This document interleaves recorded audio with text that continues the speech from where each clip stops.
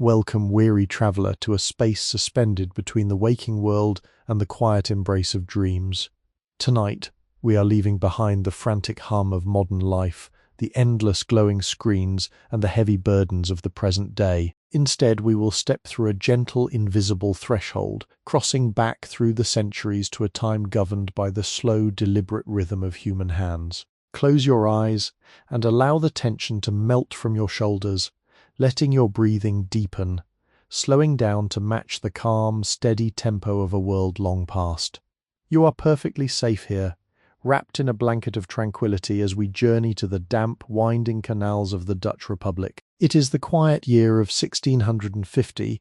We arrive in the serene, dew-kissed city of Delft, just as the very first hints of silver morning light begin to trace the steep gables of the old brick townhouses. The air is cool, carrying the faint, earthy fragrance of rain-washed cobblestones, mingling with the distant, sweet scent of wood smoke drifting from a baker's early hearth. In a quiet courtyard, tucked securely away from the main thoroughfares, lies a humble ceramic studio, its wooden shutters still drawn tight against the lingering night.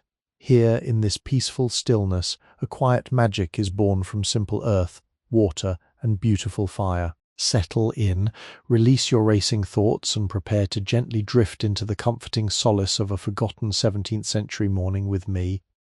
As we stand together outside this slumbering workshop, listening to the soft murmur of the canal waters lapping against ancient stone, I invite you to become a permanent part of our quiet journey. If you find comfort in these slow strolls through history, consider gently pressing the subscribe button, allowing this peaceful sanctuary to always remain within your reach.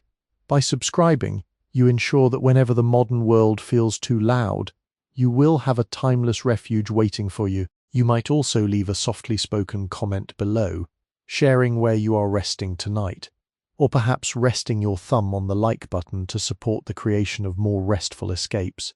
There is no rush here, no urgency demanding your immediate attention, only the open, welcoming embrace of a community dedicated to the gentle pursuit of deep, restorative rest. Feel free to adjust the volume until my voice becomes nothing more than a soothing whisper in the background, blending seamlessly with the atmospheric symphony of the 17th century. Let this channel be a lantern in your window, guiding you back to tranquility night after night. Now, as the golden hues of dawn begin to slowly spill over the terracotta roof tiles, let us reach out and turn the heavy iron handle of the studio door. Our beautifully immersive historical slumber journey is about to gently unfold, inviting you deeper into absolute peace, and it will quietly begin right here, right now, just for you, my dear tired friend. The morning mist in the city of Delft does not simply arrive, it blooms, it rises from the dark waters of the canal like a soft exhalation of the earth itself. It unfurls in thick, languid ribbons, drifting over the ancient stone embankments and weaving through the narrow cobbled alleys.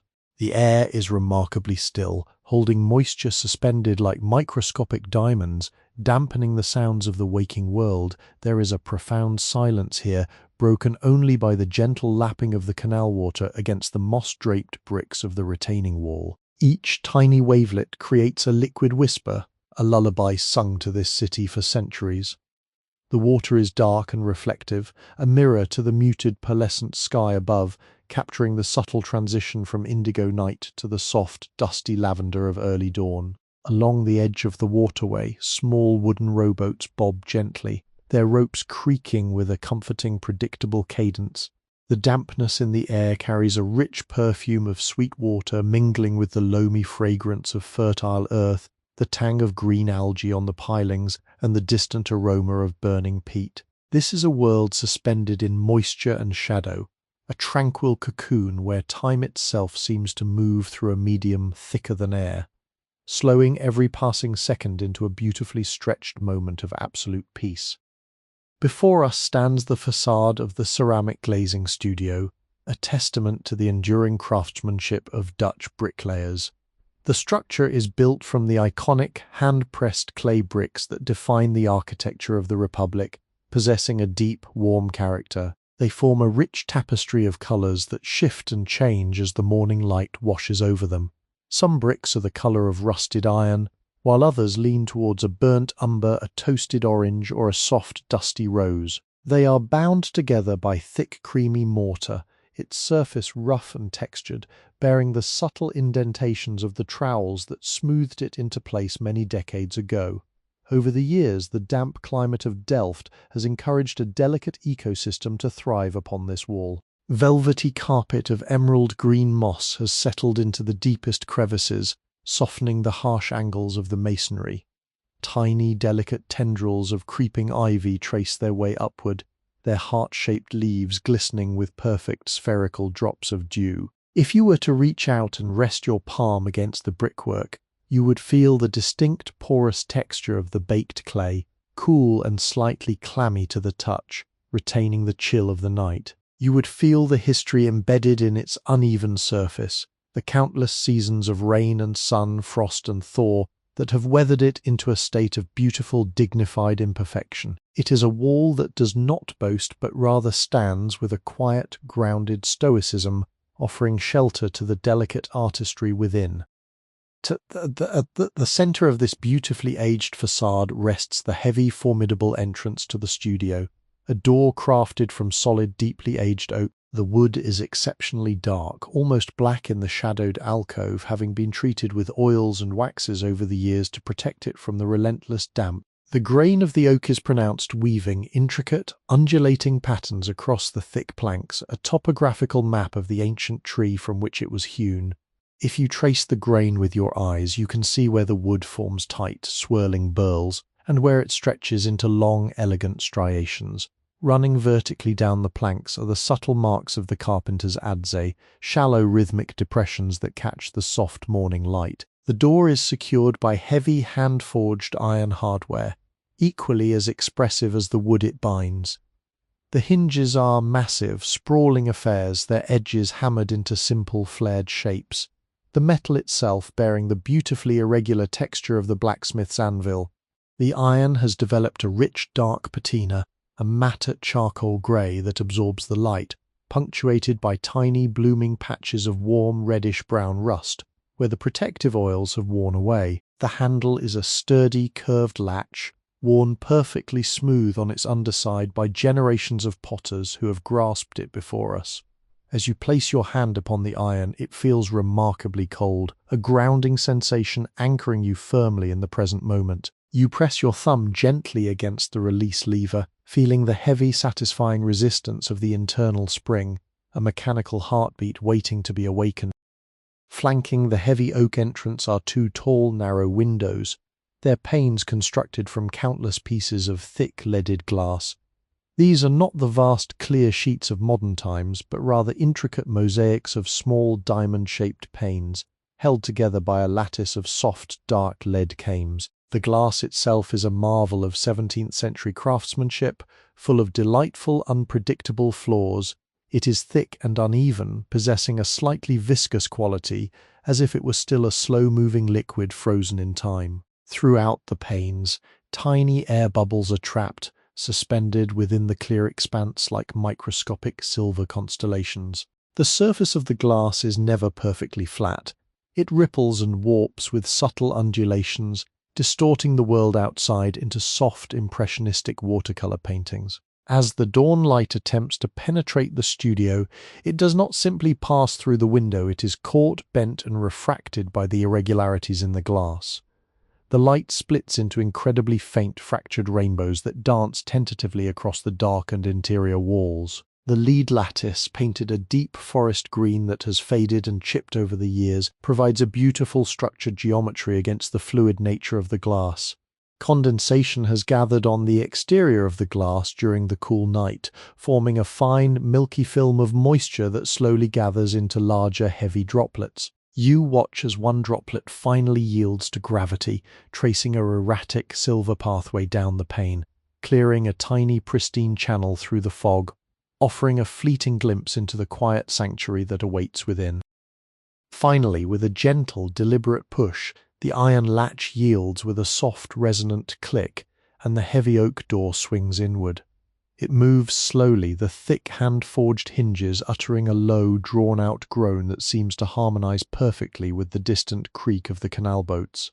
You step over the threshold, a massive solid slab of grey-blue stone that has been hollowed out in the centre, worn into a smooth, welcoming depression by thousands of heavy leather boots over the decades.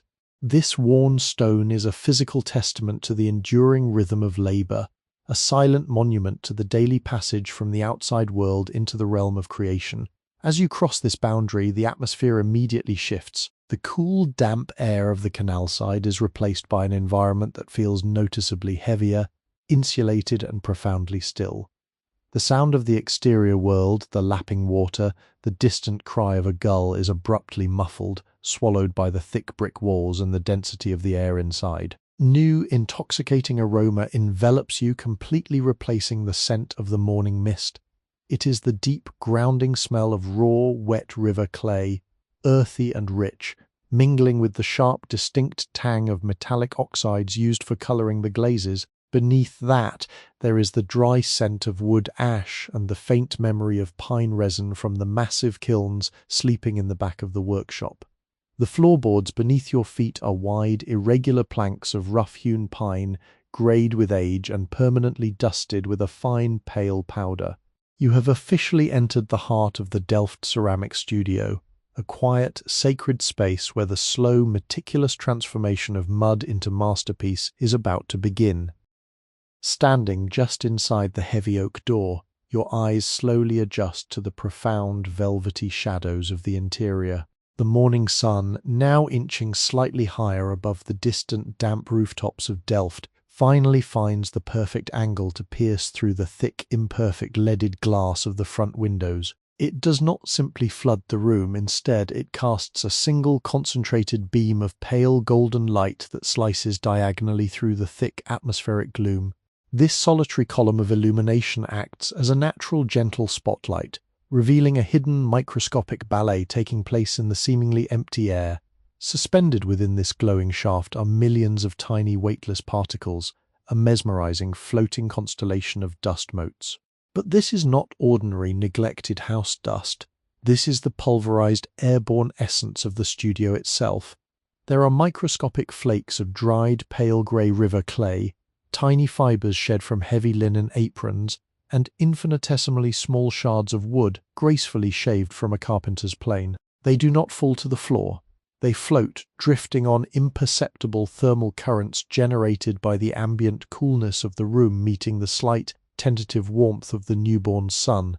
Their movement is hypnotic, impossibly slow and entirely devoid of urgency. They rise, they gently spiral, they softly collide and separate, catching the light like microscopic flecks of crushed, shimmering mica before vanishing silently back into the surrounding darkness. You could stand here for hours simply watching this silent, suspended choreography, a beautiful floating testament to the atmosphere of creation. The light itself seems almost tangible, possessing a soft, diffuse quality, painting a warm, elongated trapezoid upon the rough grey floorboards. Where the beam gently touches the wood, it highlights the heavy blanket of chalky white powder that rests perpetually upon every horizontal surface, a soft snow of dried slip and crushed powdery glaze. As you step deeper into the quiet sanctuary, moving softly so as not to disturb the profound stillness, your attention is drawn to the centre of the room, where the massive preparation tables command the space. These are not delicate pieces of furniture, they are robust, utilitarian monoliths, built to withstand decades of heavy rhythmic labour, constructed from thick solid slabs of dense elm wood. Their surfaces tell the silent, tactile story of 1,000 mornings past. You reach out, letting the pads of your fingers glide slowly across the tabletop. It is an extraordinary, varied landscape of textures. In the very centre where the master potter stands daily to wedge and knead the stubborn clay, the wood has been worn impossibly smooth, polished to a dull satin gleam by the relentless, repetitive friction of calloused hands and wet earth. Moving outward from this incredibly smooth epicenter, the wood becomes a chaotic, beautiful topography of history.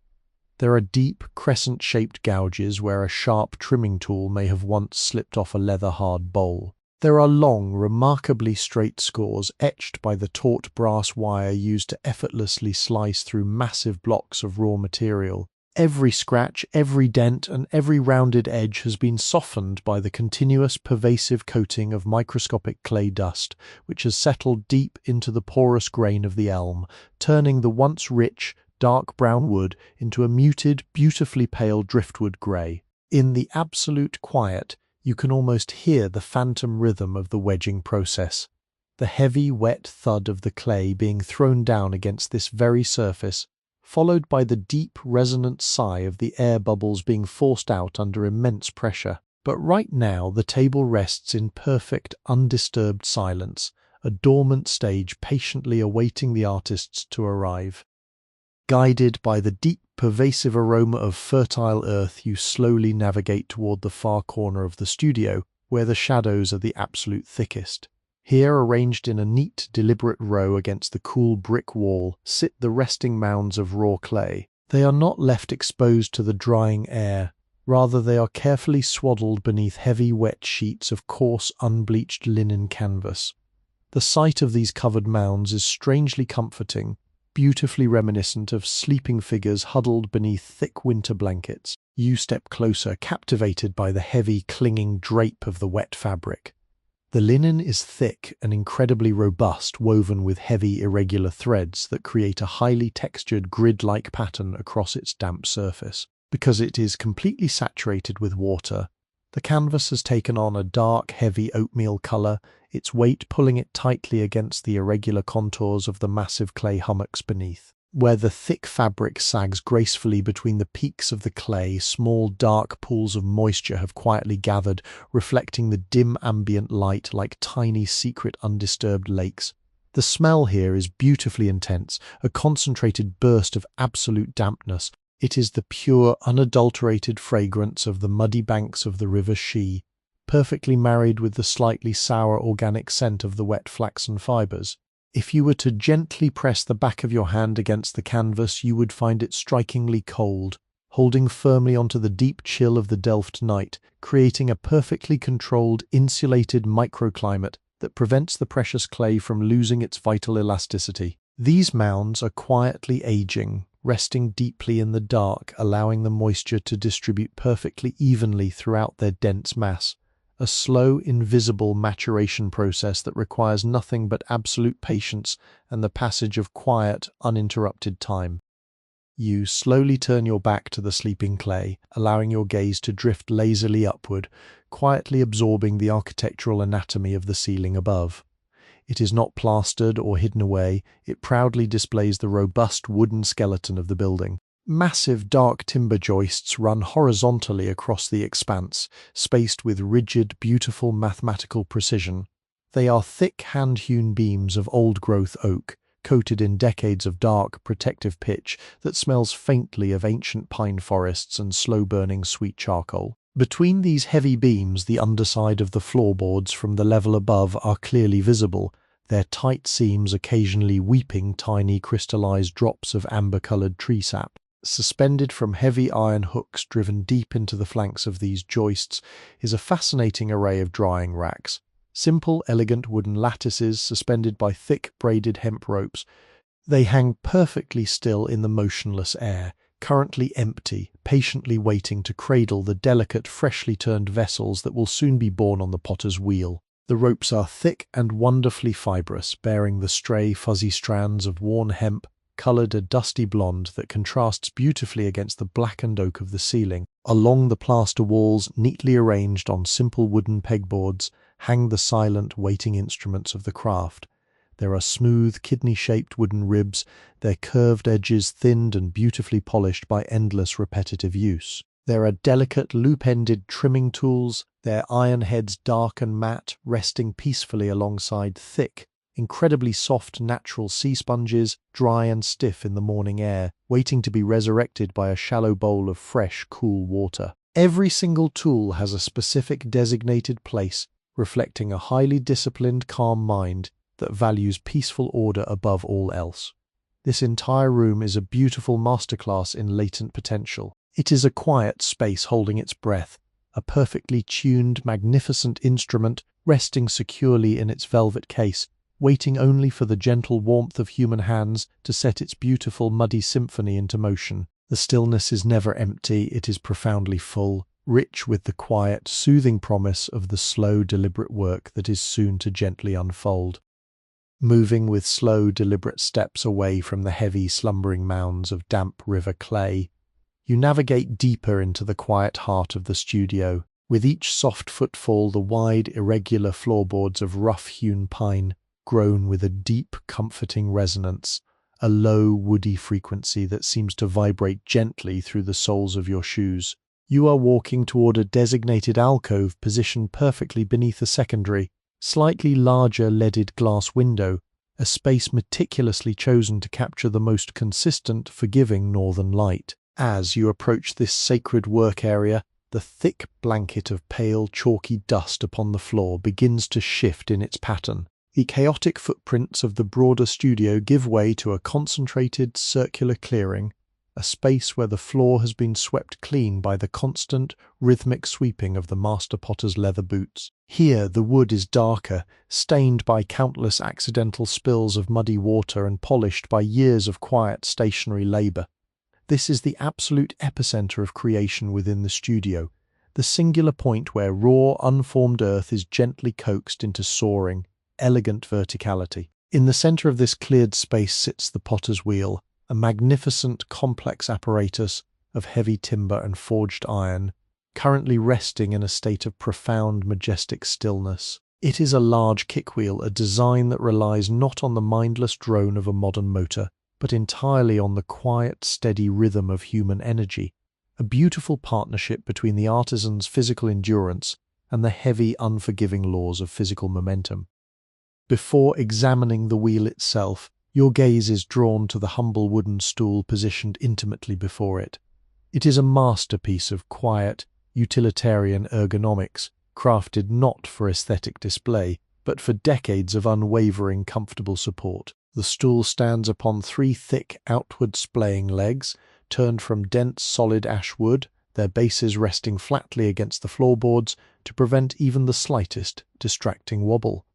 The seat is a fascinating study in the slow, beautiful alteration of organic materials. It is thickly upholstered in a robust layer of tanned oxhide, a heavy leather that began its life stiff and unyielding, but has been gradually coaxed over countless thousands of hours into a state of incredible buttery suppleness. The leather is a deep, rich shade of chestnut brown, though the color is far from uniform. It shifts and gently fades into much lighter, warmer hues of amber and golden honey, where the constant, gentle friction of the master's woven linen trousers has polished it to a soft, enduring sheen. Around the circumference of the circular seat, the hide is pulled tightly over the wooden frame and secured by a closely spaced row of heavy domed brass tacks. These tacks, once gleaming like tiny suns, have beautifully oxidized over the years, their surfaces dulling to a muted, deep olive green, acquiring a rich, complex patina born from the damp, clay-heavy air of the room. If you were to press your palm against the center of the leather seat, you would feel a deep, perfectly contoured depression, a physical memory of the master potter permanently pressed into the heavy hide, a silent, comforting invitation to sit and embrace the quiet, focused labor of the morning. Your attention now drifts down to the massive horizontal foundation of the apparatus, the heavy wooden flywheel that sits just a few inches above the floorboards. This is the very heartbeat of the potter's wheel, the heavy anchor that stores and smoothly releases the energy required to turn the clay. It is an enormous thick disc, constructed from overlapping planks of solid old-growth oak, a wood chosen specifically for its immense unyielding density. To ensure it remains perfectly round and structurally sound under the immense centrifugal forces it endures, the outer edge of the oak disc is tightly bound by a thick, heavy band of hand-forged iron. The iron hoop is dark and completely matte, possessing the rough, wonderfully tactile texture of blackened soot and hammer strikes, locked onto the wood with such incredible tension that it seems to have fused perfectly with the oak. The very center of this massive flywheel is pierced by a thick vertical iron axle, the central spine of the entire machine. Where the heavy iron axle meets the wooden frame of the wheel housing, there is a generously applied coating of thick, dark animal grease. The grease smells profoundly rich and earthy, a heavy, almost sweet aroma of rendered tallow and crushed flaxseed that completely overpowers the lighter scent of the clay in this immediate enclosed corner. In the absolute quiet of the morning, you can easily imagine the low, rhythmic, mesmerizing rumble this massive wooden disc produces when set into motion. A heavy, continuous hum that vibrates through the floor and settles deep into your chest, creating a steady, hypnotic metronome for the delicate work happening above. Following the thick, dark iron axle upward, your eyes finally arrive at the throwing head, the small circular wooden platform where the actual magic of transformation occurs. Unlike the massive, heavy oak flywheel below, this upper disc is remarkably modest in its size, crafted from a lighter, finer-grained fruitwood, likely pear or apple, chosen for its smooth, splinter-free finish. The surface of this throwing head is a captivating abstract painting composed entirely of dried river mud. It is completely coated in a thin, pale, chalky layer of dried slip, the liquid clay that acts as a gentle lubricant between the potter's warm hands and the spinning vessel. Worn deep into the surface of this slip and into the fruitwood itself is a mesmerizing series of perfect concentric circles. These delicate circular grooves are the physical echoes of 1,000 centering processes, perfectly spaced rings that draw the eye inexorably toward the absolute mathematical center of the disc. Looking at these endless rings, you feel a profound sense of balance and focus, a gentle hypnotic pull that quiets the mind and demands absolute presence. There is a tiny, shallow indentation at the very center of the smallest circle, a microscopic bullseye where the potter's thumbs have pressed down millions of times to open the spinning mound of clay. It is a tiny, unassuming focal point that represents the origin of countless beautiful, functional objects, a silent testament to the incredibly precise, repetitive nature of this ancient, beautiful craft. Resting on the floorboards just to the right of the massive wooden kickwheel is a large, beautifully aged water basin, an absolutely vital companion to the potter's wheel. It is a heavy, bucket-shaped vessel constructed from thick sheets of beaten copper, a metal that has reacted magnificently to the constant presence of water and atmospheric moisture. The exterior of the copper basin is completely enveloped in a breathtaking, complex patina, a thick, velvety layer of verdigris that ranges in color from a bright, startling turquoise to a deep, muted forest green, mimicking the moss that clings to the brick facade outside. The rim of the basin is rolled and thickened for strength, the copper there worn back to its original warm reddish-brown hue by the constant repetitive scraping of the master's wooden tools. Inside the basin, the water sits perfectly, impossibly still, acting as a flawless dark mirror in the dim morning light. Because the water has been resting completely undisturbed throughout the long, quiet night, the heavy clay particles suspended within it have slowly, peacefully drifted to the bottom, forming a thick, milky white layer of incredibly fine, silty sediment. The water above this soft sediment is wonderfully clear, carrying the sharp, clean, metallic scent of wet copper mingling perfectly with the earthy sweetness of the dissolved clay. Floating lazily upon the remarkably still surface of this water is a single, large, natural sea sponge. It is a beautiful organic object, its porous, deeply textured body colored a soft golden ochre, holding onto the moisture like a tiny resting cloud. It bobs ever so slightly as a microscopic vibration travels through the floorboards, a silent, gentle nod to the slow, peaceful morning that is unfolding in this beautiful, suspended moment in time. Stepping softly away from the perfectly still, waiting presence of the master's kickwheel, we drift further along the perimeter of the quiet studio, tracing the path of the cool, exposed brick wall. As we move away from the damp, humid microclimate of the raw clay, the atmosphere in the room begins to subtly, beautifully change. The air here feels remarkably drier, losing its heavy, wet earthiness and replacing it with a delicate, almost brittle crispness. New, complex symphony of scents gently presents itself to your senses. It is a dry, powdery aroma carrying the faint, sharp tang of alkaline salts, the deep, ancient scent of crushed minerals, and a very subtle, almost imperceptible metallic whisper that lightly coats the back of your tongue. You have arrived at the studio's glaze apothecary, a towering, magnificent wall of wooden shelves that stretches from the dusty floorboards all the way up to the shadowed, heavily beamed ceiling. These shelves are not crafted from the fine, polished woods of the front rooms, but are built from thick, unpretentious planks of rough-sawn pine, chosen purely for their immense strength and utilitarian endurance. Over the years, the sheer, concentrated weight of the materials they bear has caused the thick horizontal planks to bow ever so slightly in their centers, creating a gentle, undulating wave across the length of the wall. The wood is completely untreated, permanently stained and dusted with a magnificent spectrum of pastel powders, a muted, chaotic rainbow of spilled secrets that have settled deep into the porous grain of the ancient pine over decades of careful, measured use. Resting upon these wonderfully bowed shelves is an expansive, mesmerizing collection of hand-blown glass jars, the silent guardians of the studio's most guarded, precious secrets. There are hundreds of them, varying wildly in shape and size, huddled together in tight, protective clusters. Because they were born from the fiery breath of local glass blowers rather than the cold precision of a factory, no two vessels are exactly alike. Some are stout and bulbous, possessing a wide, comforting girth, while others are tall and elegantly slender, their necks tapering into delicate, narrow openings. The glass itself is thick and remarkably heavy, possessing a faint, beautiful tint of pale sea green or smoky amber, a natural result of the wood ash fluxes used in their creation. As the wandering beam of morning light finally grazes the edge of this vast collection, the jars seem to quietly awaken. The thick, uneven glass catches the gentle light, capturing it within their curved walls and creating a soft, luminescent glow that pushes back against the encroaching shadows. If you lean in closely, you can see the fascinating imperfections trapped forever within the glass.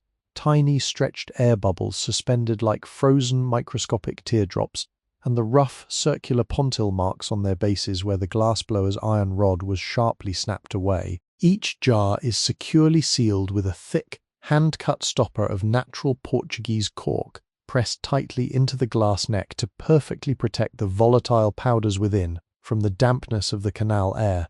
The corks emit a dry, warmly woody fragrance that perfectly complements the sharp mineral notes of the surrounding atmosphere, completing the unique, complex perfume of this alchemical corner. To identify the mysterious contents within these glass vaults, each jar bears a carefully attached paper label, offering a beautiful, quiet study in the slow decay of organic materials. The labels are cut from thick, heavy-laid rag paper possessing a beautifully rough, fibrous texture that you can clearly see even in the dim light. They are affixed to the glass with a simple paste of boiled flour and water, the edges curling ever so slightly away from the jar where the dry air has pulled at them over the passing seasons.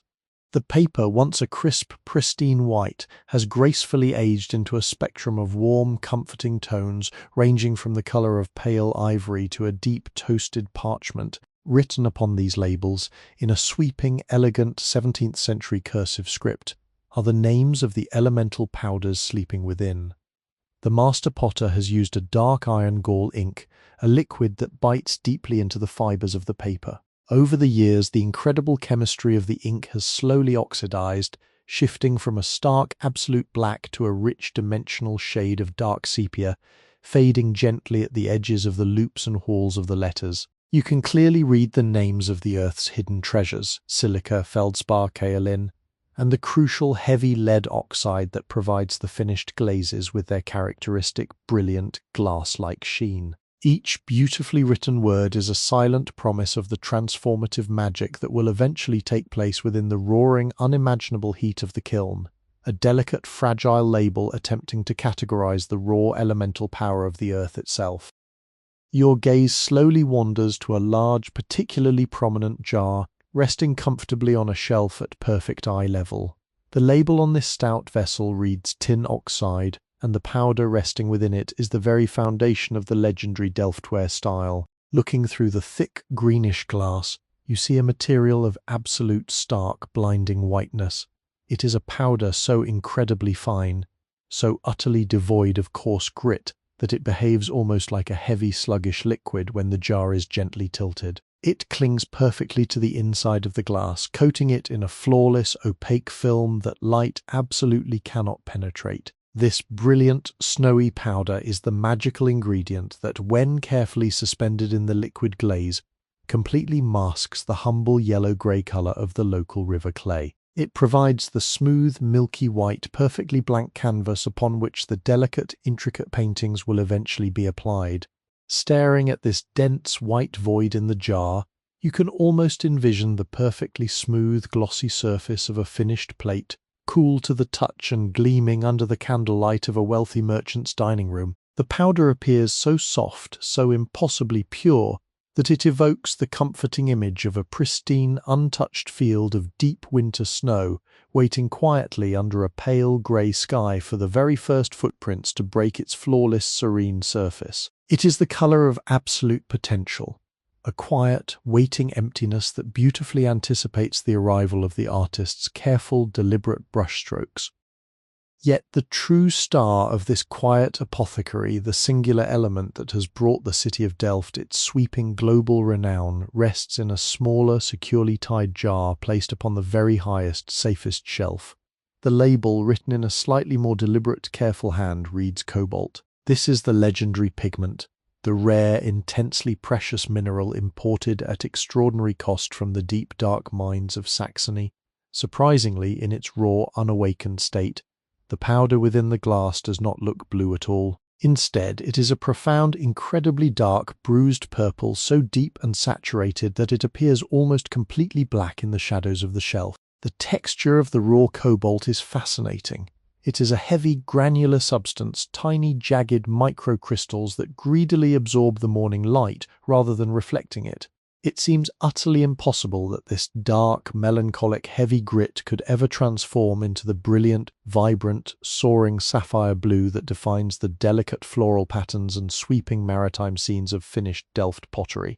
This profound visual disconnect is the very heart of the potter's quiet magic. It requires a profound, unwavering leap of faith, a deep, learned trust that the invisible, aggressive chemistry of the firing process will unlock the magnificent oceanic colours hidden deep within this dark, unassuming dust. As you stand before this silent wall of sleeping minerals, bathed in the scent of dry earth and old paper, you are enveloped in a deep, comforting sense of order and hidden potential, lulled into a state of profound relaxation by the slow, patient, invisible alchemy waiting quietly in the shadows.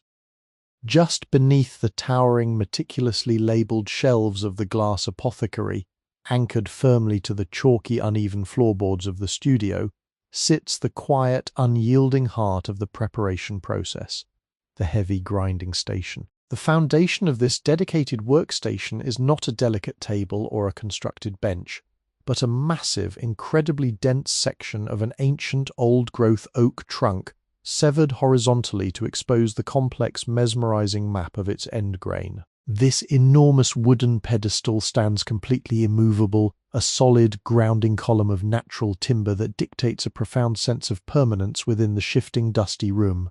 The top surface of the oak block is a beautiful, deeply textured landscape of botanical history. If you look closely, you can easily trace the tight, concentric growth rings expanding outward from the dark, solid heartwood, each delicate ring representing a single, long-forgotten year of rain, sun, and changing seasons in a distant Dutch forest. Over the years, as the wood has slowly dried and settled in the controlled environment of the studio, deep, beautifully jagged radial fissures have opened across the surface, creating dark, narrow canyons that run from the outer bark toward the absolute center.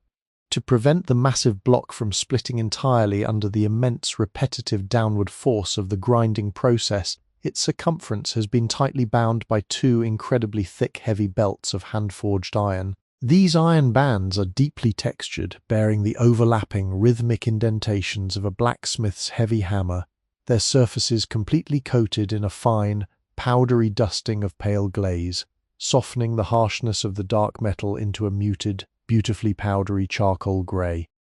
Resting atop this immovable oak pedestal is the mortar itself, an object of magnificent, undeniable gravity. It is a colossal heavy bowl carved entirely from a single monolithic chunk of dark volcanic basalt, a stone chosen specifically for its extreme density and absolute resistance to wear. The exterior of the heavy basin has been left intentionally rough, maintaining the raw, unpolished character of the earth from which it was quarried. As you run your fingertips gently along its outer curves, you feel a wonderfully coarse, abrasive topography of tiny, shallow pits and raised crystalline ridges, a highly tactile, slightly cold surface that provides a perfect slip-resistant grip for the potter's dusty hands. However, the interior of the heavy stone bowl offers a completely different, breathtakingly contrasting sensory experience. The inner basin is a deep, sweeping concave hemisphere that has been worn impossibly smooth by decades of endless repetitive friction. It is polished to a dark, flawless, glass-like sheen, reflecting the dim morning light with a soft, muted luster. Despite its incredible smoothness, the interior is not entirely clean. Clinging tenaciously to the absolute bottom of the heavy basin, pressed into microscopic, invisible imperfections in the polished stone, is a faint, ghostly residue of the last mineral that was prepared here. It is a very fine, incredibly thin halo of pale, dusty pink powder, the lingering memory of a crushed manganese oxide waiting patiently to be washed away, offering a subtle, beautiful hint of warm color against the deep, cold blackness of the resting volcanic rock. Lying quietly across the wide rim of the heavy basalt bowl is the pestle, the perfect heavy counterpart to the waiting mortar. It is not crafted from the same dark stone, but rather from a remarkably thick, beautifully turned piece of lignum vitae, an exotic, profoundly heavy wood imported from the distant tropics, renowned for its incredible, almost metallic density. The wood is a mesmerizing study in deep, complex colors, weaving together dark, rich veins of espresso brown, deep olive green, and warm golden amber. The handle of the heavy wooden pestle is perfectly contoured, tapering into a slender, elegant neck that fits naturally and comfortably into the closed grip of a human hand. This upper section of the tool possesses a soft, lustrous amber glow, having been deeply nourished and polished over countless hours by the natural warm oils of the master's palms.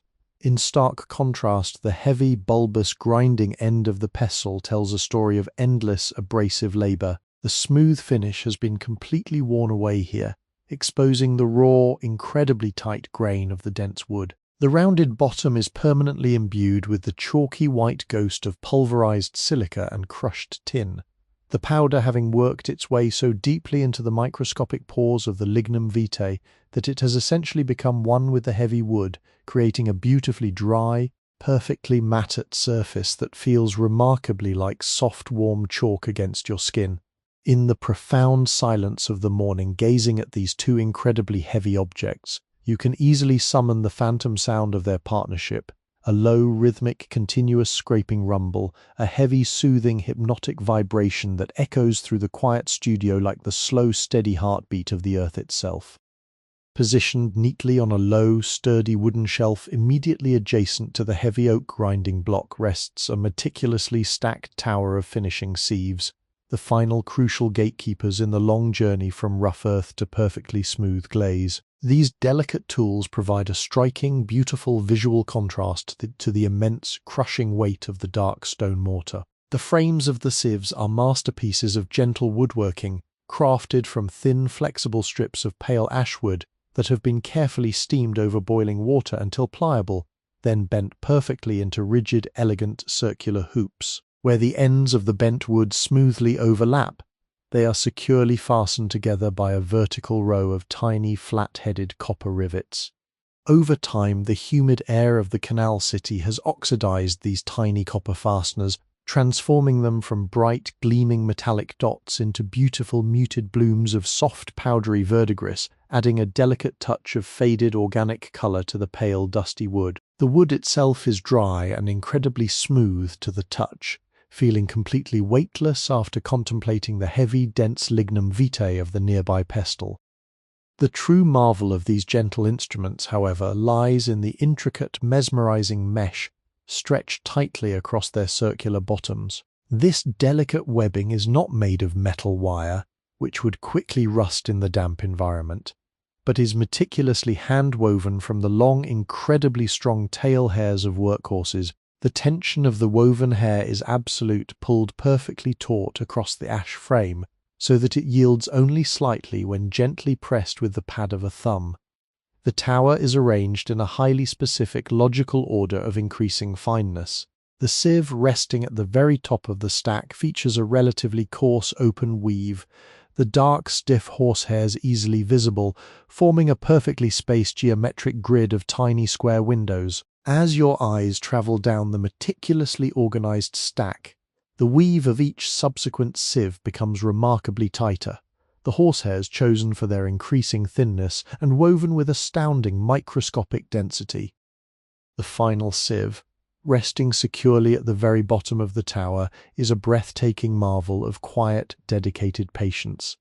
Its mesh is so incredibly fine, so densely packed, that it no longer resembles individual hairs, but rather a solid, translucent sheet of stiff, dark, shimmering fabric. When the wandering beam of soft morning light finally touches this specific sieve, the visual effect is purely hypnotic. The light does not simply pass through the microscopic grid, it is caught and fragmented by the thousands of tightly crossed fibers, creating a beautiful shifting moire pattern, a shimmering optical illusion of gentle, intersecting waves that seems to ripple and dance even when the sieve is perfectly still.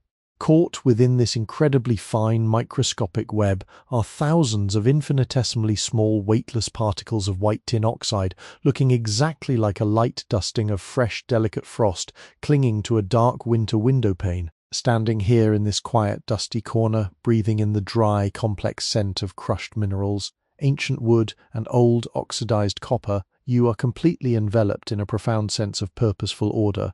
The heavy, unyielding stone, the dense, polished wood, and the impossibly delicate woven hair all wait in perfect, absolute harmony, a complete, silent orchestra of texture and purpose, resting gently in the shadows, waiting patiently for the slow, beautiful labor of the day to softly begin.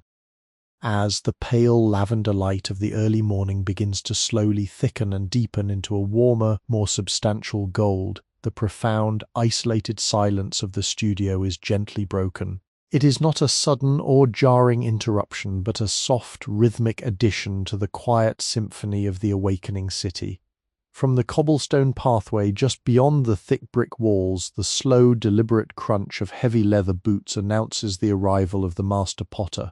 The heavy iron latch of the ancient oak door clicks with a dull, familiar resonance, and the heavy timber swings inward, allowing a brief, swirling eddy of cool, damp canal air to gracefully sweep into the dusty room. The master steps over the worn bluestone threshold, closing the door behind him with a soft, solid thud that perfectly seals the sanctuary away from the world once more.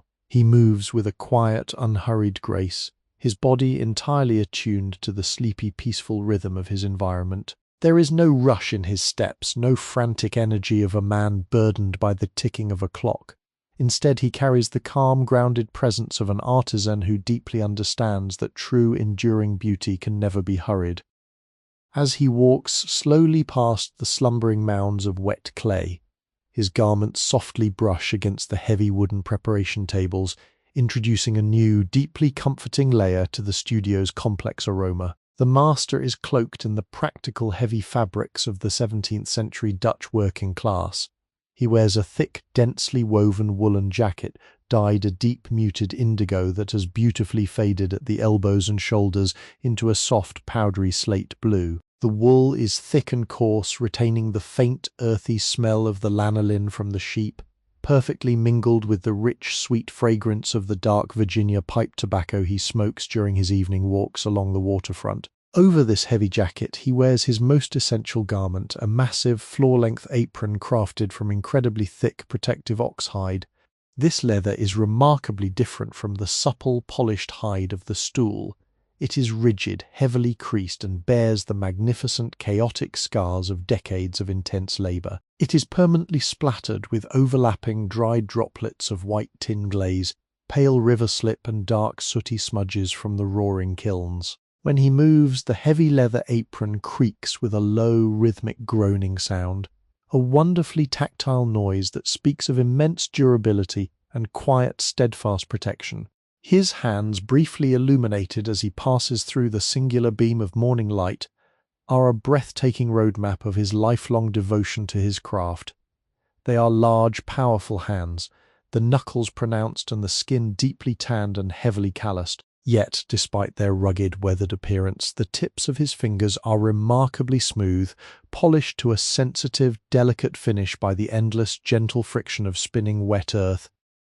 Before he even glances at the waiting kickwheel or the tightly sealed jars of precious mineral powders, the master potter moves toward a small shadowed alcove tucked away in the deepest, most insulated corner of the room. Here lies the very first mandatory ritual of the morning, a quiet ceremony dedicated not to earth or water, but to the comforting essential element of fire. Resting upon a low heat-scarred platform of salvaged brick sits a modest, heavy brazier cast entirely from thick, blackened iron. It is a simple, beautifully functional object, perched upon three stout, rounded legs, its deep basin waiting patiently to dispel the deep, damp chill that has settled into the studio overnight. The master reaches into a deep pocket of his indigo jacket and retrieves a small, worn leather pouch, untying its leather drawstring with incredibly slow, deliberate movements. From the pouch, he withdraws two beautifully primitive tools, a rough, jagged shard of dark grey flint and a heavy, curved striker of high-carbon steel, forged into a simple, elegant C-shape that fits perfectly around his knuckles. He kneels slowly before the cold iron brazier, the heavy leather of his apron pooling around his boots. From a small wooden box resting beside the bricks, he takes a pinch of dry, meticulously prepared tinder, a remarkably fine, fluffy nest of scraped linen fibers, and the downy, cotton-like fluff from dried river reeds. He places this delicate, highly combustible bird's nest gently into the very center of the iron basin, holding the dark flint securely in his left hand. Positioned just above the nest of tinder, he raises the steel striker in his right. With a swift, practiced downward grazing motion, the steel sharply bites against the hard, unforgiving edge of the flint. A sharp, incredibly crisp metallic clink echoes through the quiet alcove, a bright, percussive note that instantly shatters the stillness. From the point of impact, a shower of microscopic, blindingly bright orange sparks is violently born. Most of these tiny, brilliant stars immediately fade, swallowed by the morning shadows before they even touch the iron, leaving behind a faint, sharp scent of ozone and crushed stone. But one single perfect, glowing speck of incandescent metal falls precisely into the center of the downy linen nest. The master potter immediately leans in incredibly close, his face bathed in the soft ambient gloom. The tiny spark glows intensely, a microscopic burning sun eating eagerly into a single linen fiber. He purses his lips and delivers a breath so incredibly gentle, so perfectly controlled that it barely disturbs the surrounding fluff. It is a breath born of immense patience, a slow, continuous stream of air that softly coaxes the tiny ember, encouraging it to spread. The tiny orange dot slowly begins to expand, creeping steadily along the microscopic fibers, turning the pale linen into a delicate, glowing web of fragile, red-hot lace. Thin, perfectly straight ribbon of pale blue smoke begins to rise, carrying the distinctly dry, slightly acrid scent of burning flax. The master continues his long, gentle, sustained exhalation. The heat builds, invisible but intensely concentrated, until with a soft, almost imperceptible whoosh, the nest of tinder joyfully surrenders to a bright, dancing golden flame. It is a beautiful, fragile, newborn fire, casting soft, warm, rapidly shifting shadows against the cold brick wall. Carefully, with the utmost reverence, the master begins to feed this young flame, placing tiny splintered twigs of dry resinous pine across the burning linen. The pine needles catch instantly, crackling with tiny, sharp, snapping sounds, releasing a sudden, heavy burst of sweet, sticky woodland sap into the damp canal air. Once the small twigs are burning fiercely, he slowly adds the final fuel. Small, irregularly shaped lumps of densely packed, slow-burning hardwood charcoal.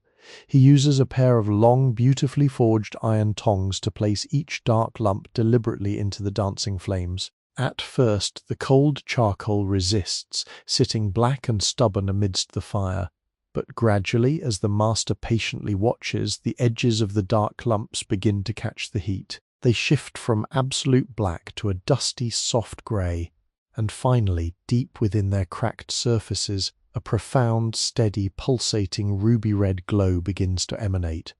The dancing, chaotic flames of the pine twigs slowly die away, replaced by the intense, stable, radiating heat of the glowing coals. The master hovers his large, calloused hands just above the brazier, closing his eyes as the dry, glorious warmth seeps deep into his cold, stiff joints.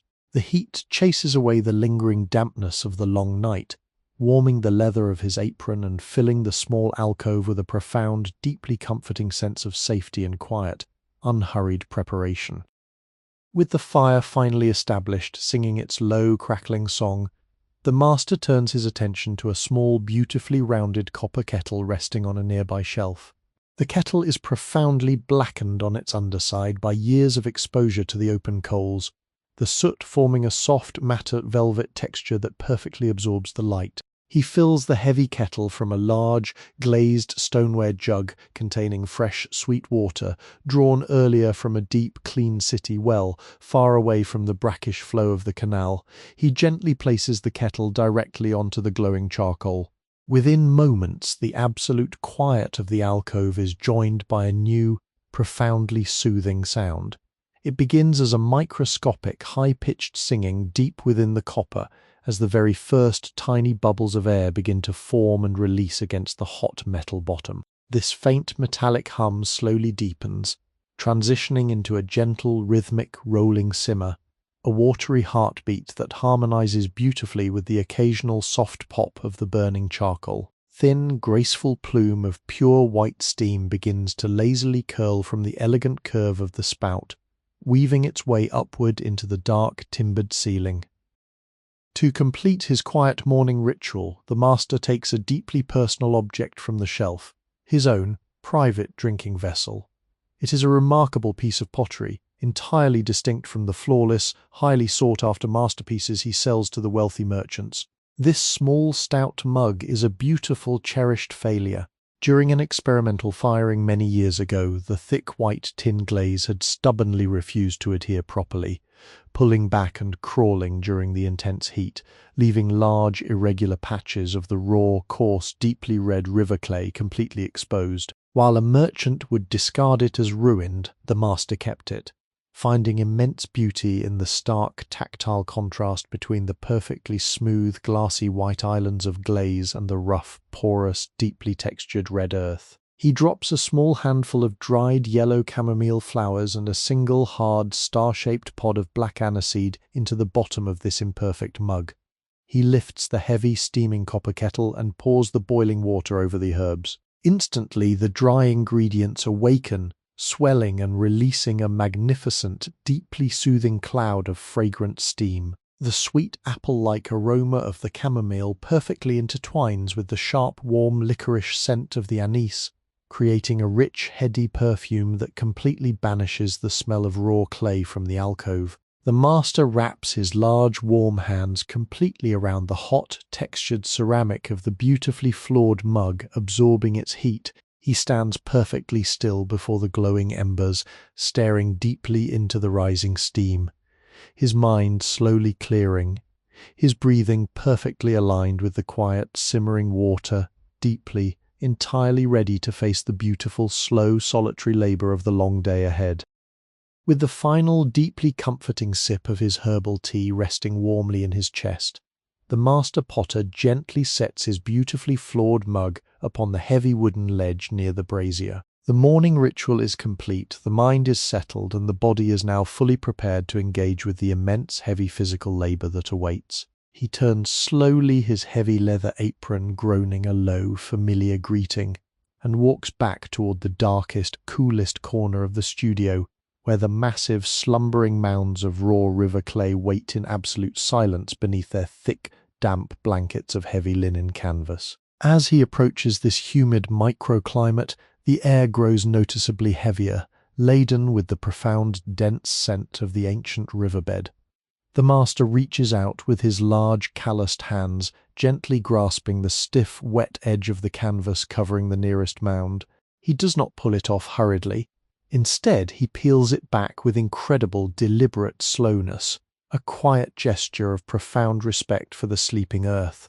As the heavy fabric lifts away, it makes a wonderfully thick, wet, peeling sound, a slow, sticky separation that reveals the dark, cold, glistening mass resting beneath. Sudden, almost imperceptible wave of distinct coolness radiates outward from the exposed clay, a trapped pocket of the deepest night air finally released into the warming room. The raw material before him is a magnificent, unrefined testament to the geological history of the Dutch landscape. This is not the pristine, perfectly white porcelain of the distant East, but rather a humble, incredibly rich, iron-bearing earth dredged directly from the muddy, slow-moving shallows of the nearby rivers. In its wet, resting state, the clay possesses a complex, utterly fascinating color. It is a deep, murky shade of yellowish-grey, bordering on a soft, muted olive green in the deepest shadows, its surface smooth and beautifully glossy where the condensation from the damp linen had gently pooled overnight. This specific mound has been resting here for many long months, undergoing a vital, invisible transformation known to the old guild members as the souring process. In the profound, uninterrupted darkness, microscopic organic life within the river mud has slowly consumed the tiny fragments of ancient roots and decaying autumn leaves, breaking them down and releasing complex acids that miraculously increase the ultimate elasticity and workability of the clay. Because of this long, quiet maturation, the scent rising from the mound is incredibly rich and deeply intoxicating. It smells intensely of an ancient, undisturbed forest floor after a heavy, soaking autumn rain, perfectly mingled with the sharp, clean, aquatic tang of fresh algae and the deep, sweet, mineral heaviness of wet iron. It is the purest, most concentrated essence of the raw earth, patiently waiting to be tamed. To claim his portion for the morning's work, the master does not use a shovel or a blade, which would clumsily compress and damage the delicate internal structure of the resting mass. Instead, he reaches toward a heavy iron nail driven deep into the nearby brick wall and retrieves his cutting wire. It is an instrument of beautiful, brutal simplicity.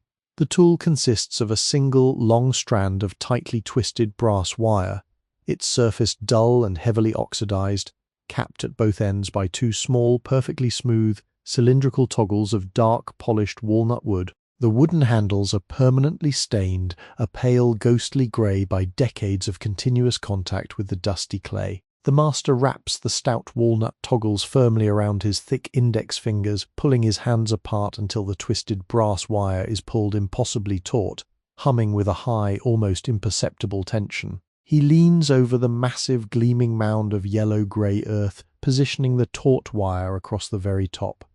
With a slow, fluid, downward motion of his arms, he pulls the brass wire directly through the dense, heavy body of the clay. The wire does not slice cleanly like a sharpened knife. Rather, it tears its way through the dense mud on a microscopic level, producing a deep, resonant, vibrating thrum that you can feel low in your chest. As the brass wire effortlessly reaches the bottom of the mound, the master pulls it free and gently grasps the severed section, pulling it away from the mother mound, the two halves of the clay separate with a thick, wet, incredibly satisfying suction sound. The newly exposed cross-section of the earth is a breathtaking temporary landscape. Unlike the smooth, glossy exterior, this internal face is intensely matte and beautifully textured, bearing the microscopic parallel striations left behind by the twisted ridges of the brass wire. But more importantly, the sliced surface reveals a chaotic, hidden universe of tiny, dark, glistening voids. These are thousands of microscopic air pockets, tiny bubbles of gas trapped deep within the dense mud during the long, invisible souring process. If left entirely alone, these innocent-looking voids would become devastating, explosive pockets of steam within the unimaginably high heat of the firing kiln, capable of violently shattering a delicate vessel into 1,000 irrecoverable pieces. The master stares at this porous, imperfect cross-section for a long, quiet moment, acknowledging the silent, waiting enemy.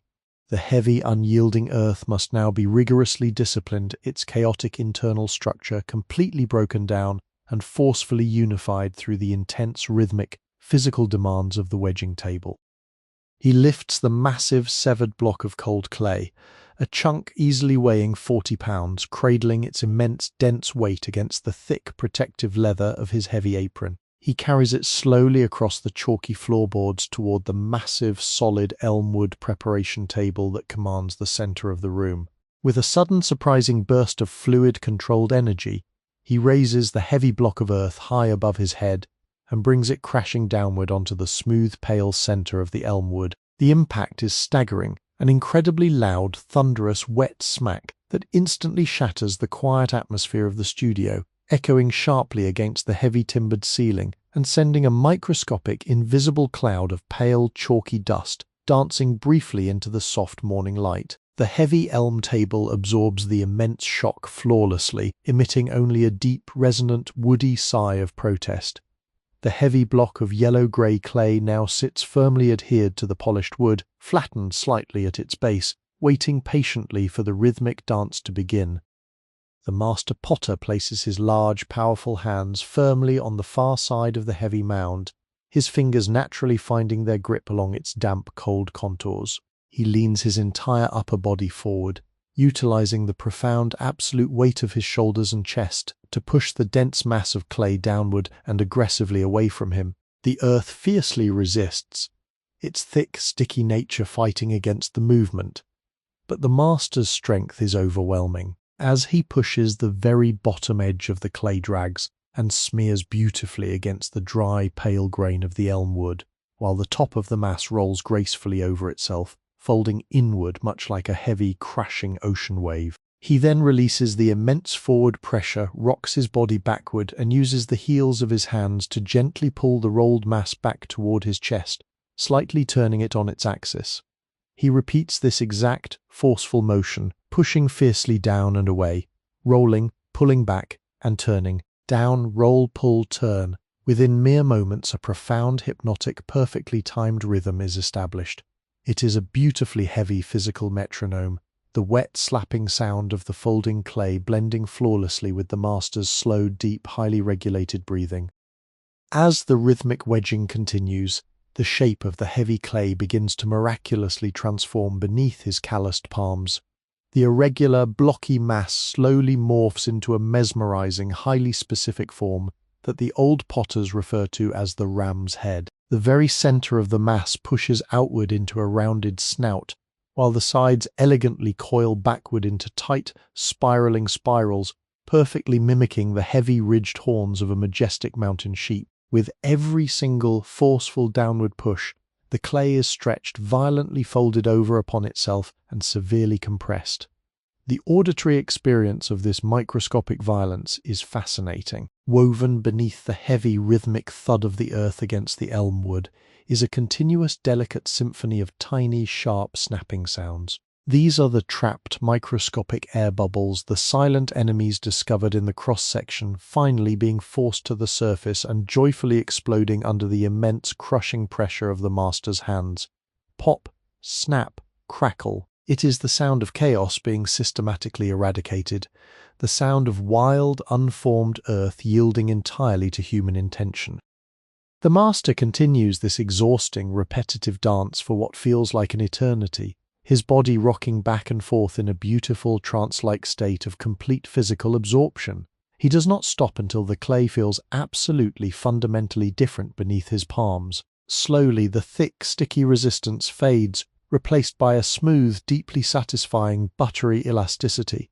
The color of the earth seems to unify, the streaks of darker moisture perfectly blending into a flawless, homogeneous shade of soft, warm olive grey. With one final, sweeping, elegant motion, he rolls the massive ram's head forward, tucking the spiraling edges completely underneath, forming the clay into a perfectly smooth, towering, flawless bullet shape.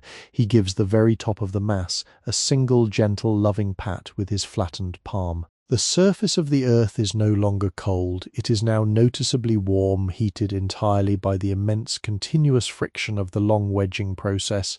It is perfectly smooth, entirely void of any treacherous air, and beautifully eagerly responsive to the slightest touch. The raw, sleeping mud of the riverbed has been fully awakened, disciplined, and flawlessly prepared. It sits upon the dusty elm table like a heavy, perfectly balanced waiting pendulum, completely ready to face the dizzying, magical verticality of the master's spinning wheel. The master potter slowly slides his large, heavily calloused hands beneath the perfectly wedged, warm bullet of prepared earth, lifting it from the pale, chalky surface of the elm-wood table. Despite its immense density, he carries the heavy mass with an effortless, practiced grace, cradling it gently against the thick, protective barrier of his rigid leather apron. As he navigates the short, familiar distance back to the quiet, waiting alcove of the kickwheel, his heavy boots trace the exact same path they have worn into the pine floorboards over decades of slow, deliberate mornings. The profound silence of the room is punctuated only by the low, rhythmic groaning of his heavy leather garments and the faint, dusty echoes of his unhurried footsteps. He approaches the magnificent, silent apparatus of heavy timber and forged iron, stopping just before the supple, dark chestnut leather of the three-legged stool.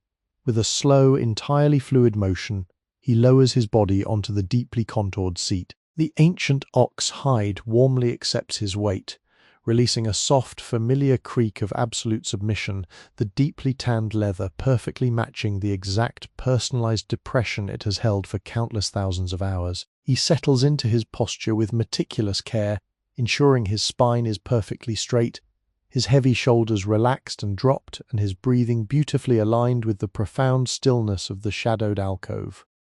Before him rests the small, circular throwing head, crafted from smooth, fine-grained fruit wood, its pale surface completely dominated by the mesmerizing concentric rings of dried, chalky slip. He leans forward slightly, holding the heavy bullet of clay entirely aloft, his intensely focused gaze locking onto the microscopic, shallow indentation at the absolute mathematical center of the wooden disc. With a swift, perfectly calculated downward thrust of his arms, he brings the heavy mass of earth crashing down onto the fruitwood. The impact produces a magnificent, dense, wet thud that instantly resonates through the heavy wooden frame of the machine, a deeply satisfying sound of profound, absolute contact. The clay adheres instantly to the dry wood, spreading slightly at its base from the sheer force of the blow, to ensure the mass does not violently tear itself free during the intense centrifugal forces to come.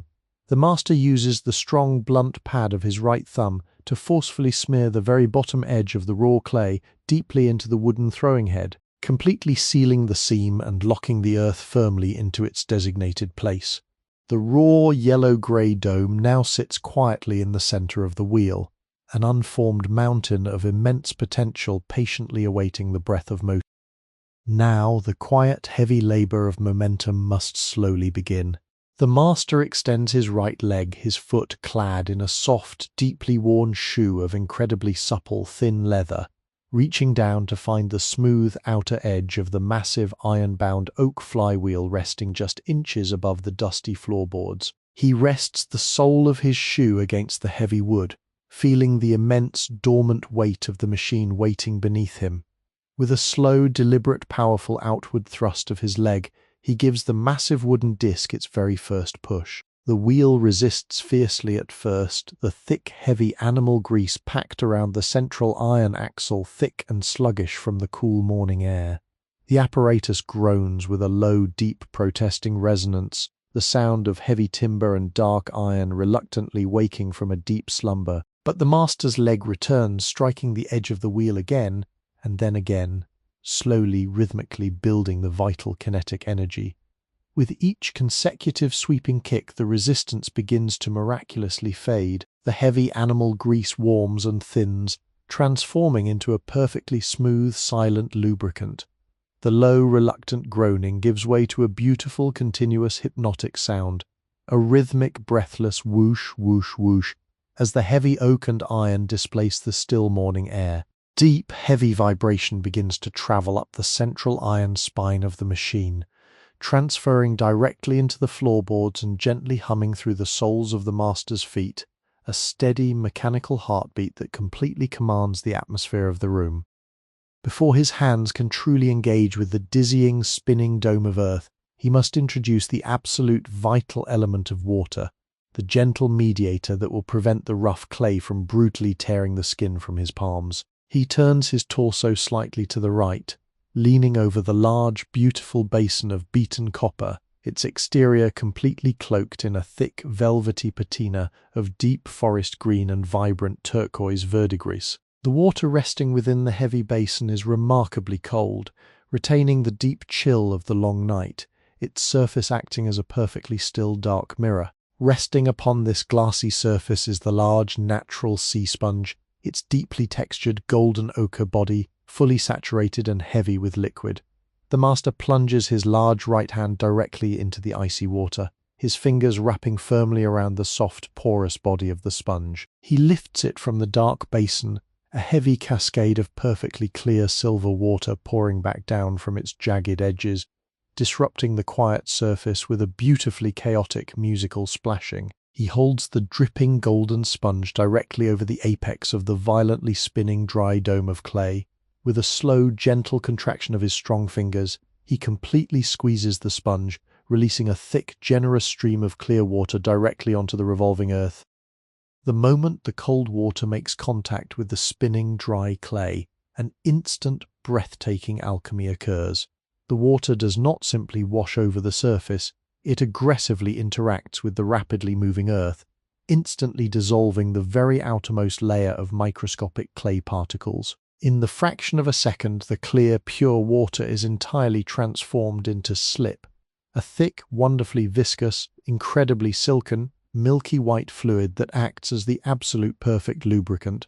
This beautiful pale liquid immediately coats the entire spinning dome, completely smoothing away the rough, porous texture of the wedged clay, replacing it with a flawless, gleaming, mirror-like sheen that catches and beautifully reflects the single, pale beam of morning light slicing through the lidded glass window. The master tosses the damp sponge back into the copper basin with a soft splash, and finally, with profound reverence, he lays both of his large, dripping hands completely upon the spinning mass. The initial contact is jarring, a profound physical shock, because the clay was simply dropped onto the wheel. It is not perfectly centered. It is wildly asymmetrical, violently wobbling and throwing its heavy weight erratically against the palms of his hands. This aggressive, unbalanced thumping sends a powerful, chaotic vibration directly up his forearms, a physical manifestation of the earth desperately fighting to retain its wild, unformed nature. The master does not fight this wild energy with erratic movements. Instead, he completely anchors himself. He deeply locks his heavy elbows tightly against his hip bones, using his entire solid torso as an immovable, rigid bracket. He leans his body weight slightly forward, pressing the heel of his left hand fiercely against the side of the spinning mound, while his right hand rests heavily upon the top, pushing relentlessly downward. He is no longer just using his arms, he is using the profound grounded weight of his entire body, supported by the immovable structure of the ancient stool, to fiercely combat the chaotic, wobbling mass. Slowly, magnificently, the immense, unyielding pressure of human intention begins to overcome the chaotic rebellion of the earth. Under the relentless, crushing force of his locked hands, the wild, aggressive wobbling begins to beautifully, gradually subside. The master uses the edges of his palms to gently squeeze the base of the clay, slowly forcing the entire heavy mass to miraculously rise upward, drawing it into a tall, beautifully slender, perfectly symmetrical spinning cone. This vital motion, known as coning up, forces every single microscopic particle of the wet clay to perfectly align itself in a continuously ascending spiral. He then covers the sharp apex of the tall cone with his right palm and, with immense controlled downward pressure, completely forces the clay back down upon itself, compressing it into a wide, thick, flawlessly smooth puck. He repeats this mesmerizing process, coning slowly upward, pressing heavily downward 3 distinct times. With every single upward pull and downward crush, The thick silken slip beautifully coats his knuckles, running in pale, milky rivulets down his heavily veined wrists, heavily perfuming the immediate air with the deep, intoxicating aquatic scent of wet river mud and cold copper. As he applies the absolute final, unifying pressure to the wide, spinning puck of earth, a breathtaking magical illusion occurs. The violent, erratic wobbling has been entirely eradicated. The clay is now spinning in absolute, flawless mathematical harmony with the heavy iron axle below.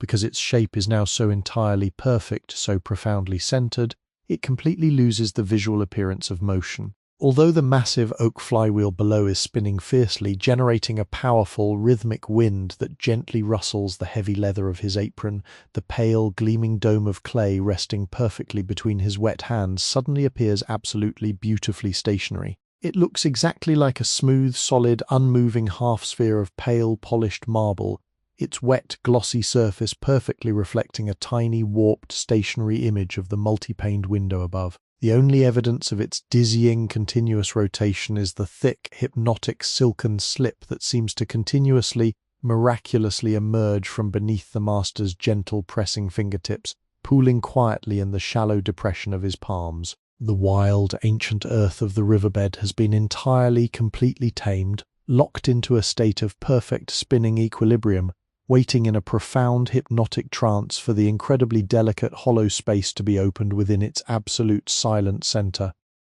With the yellow-grey river clay now resting in a state of absolute flawless equilibrium, perfectly centered upon the rapidly spinning fruitwood disc, the master potter prepares for the most delicate, critical maneuver of the entire throwing process, the opening of the vessel. The perfectly smooth, domed surface of the earth resembles a wet, polished river stone.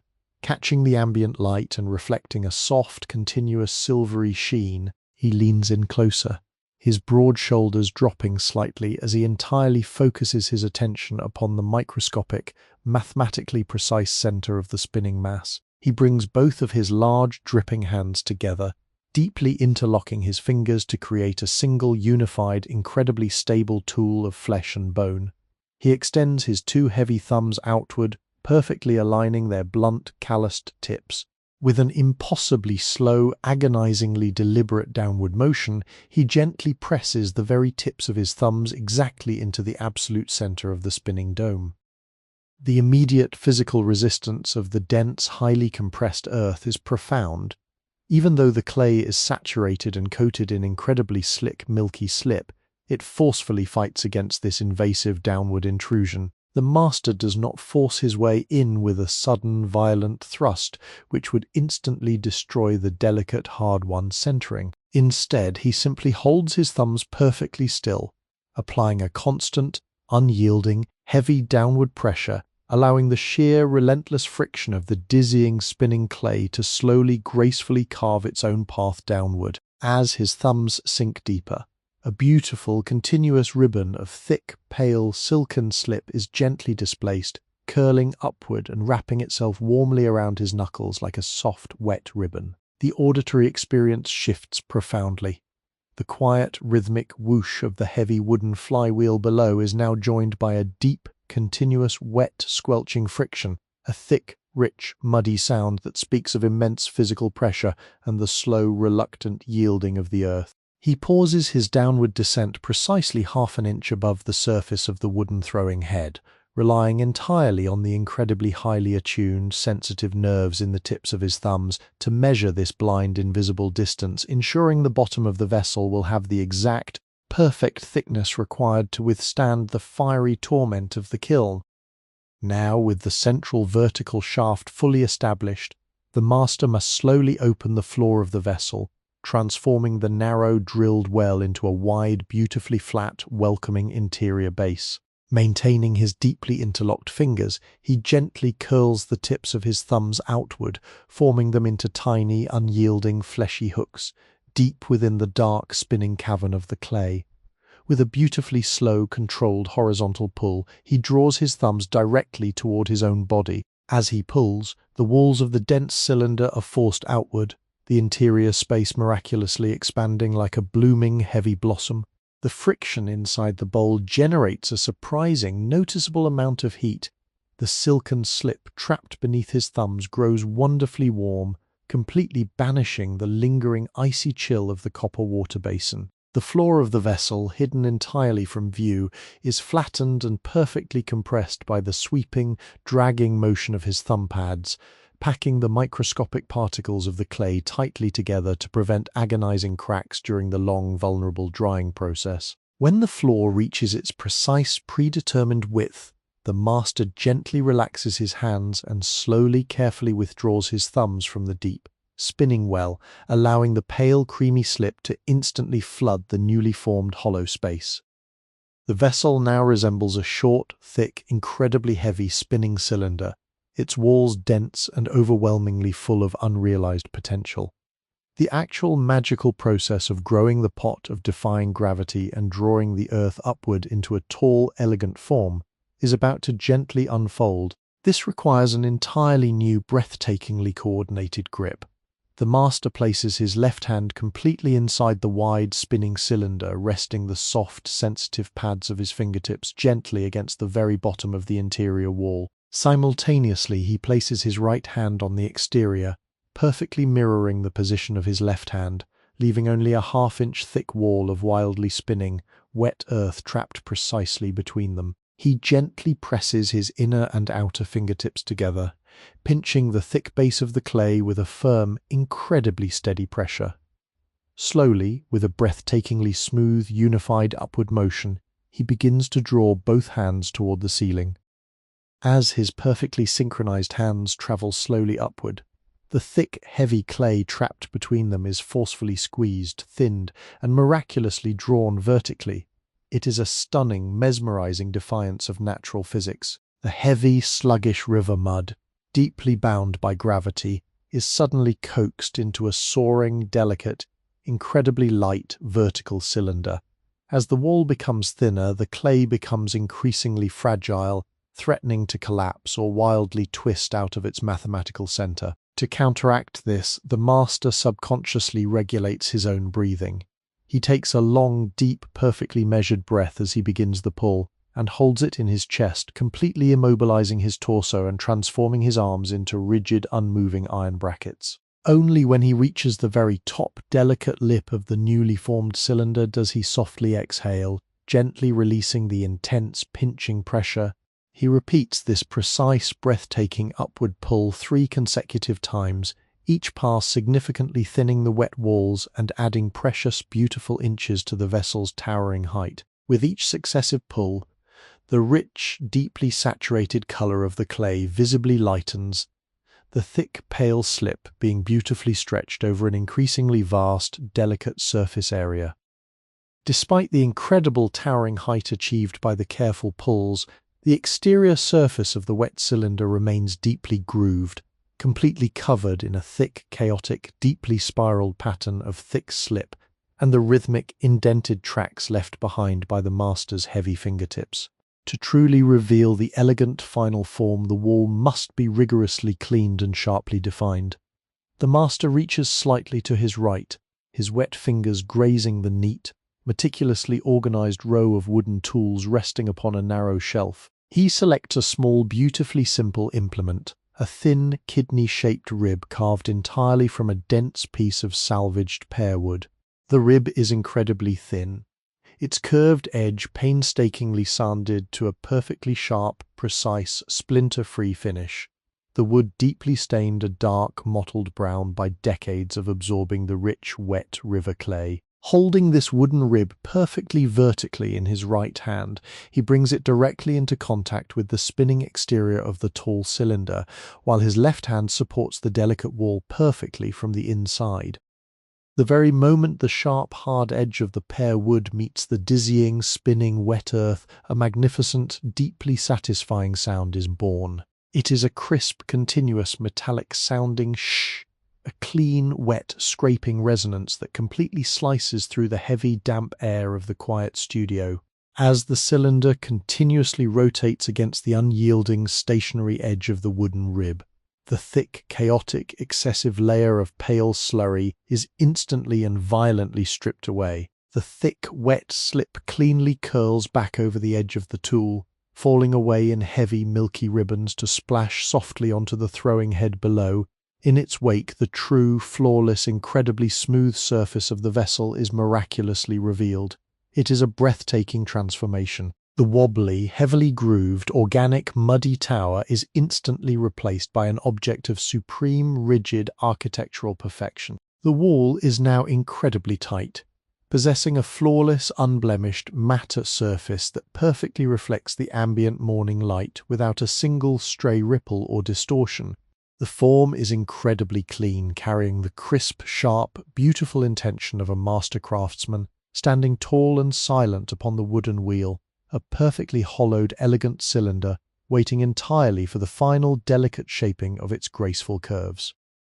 With the towering, meticulously thinned cylinder standing perfectly rigid upon the quietly humming fruitwood-throwing head, the master potter now prepares to breathe absolute organic life into the geometric starkness of the shape. The straight walls, while technically flawless, are completely devoid of character, merely an intermediate stage in the long, beautiful journey toward the iconic swelling curves of classical Delftware. To achieve this magnificent volumetric expansion, he must gently stretch the dense, wet clay outward from the absolute inside, a blind, incredibly perilous procedure where the slightest, microscopic miscalculation of pressure would result in the instant, catastrophic collapse of the delicate spinning walls. He releases his firm, two-handed grip on the cylinder, allowing the vessel to spin freely for a moment, a pristine, hollow tower of pale, wet earth, softly catching the wandering beam of morning light. He reaches once more into his small, shallow bowl of fresh, clean water,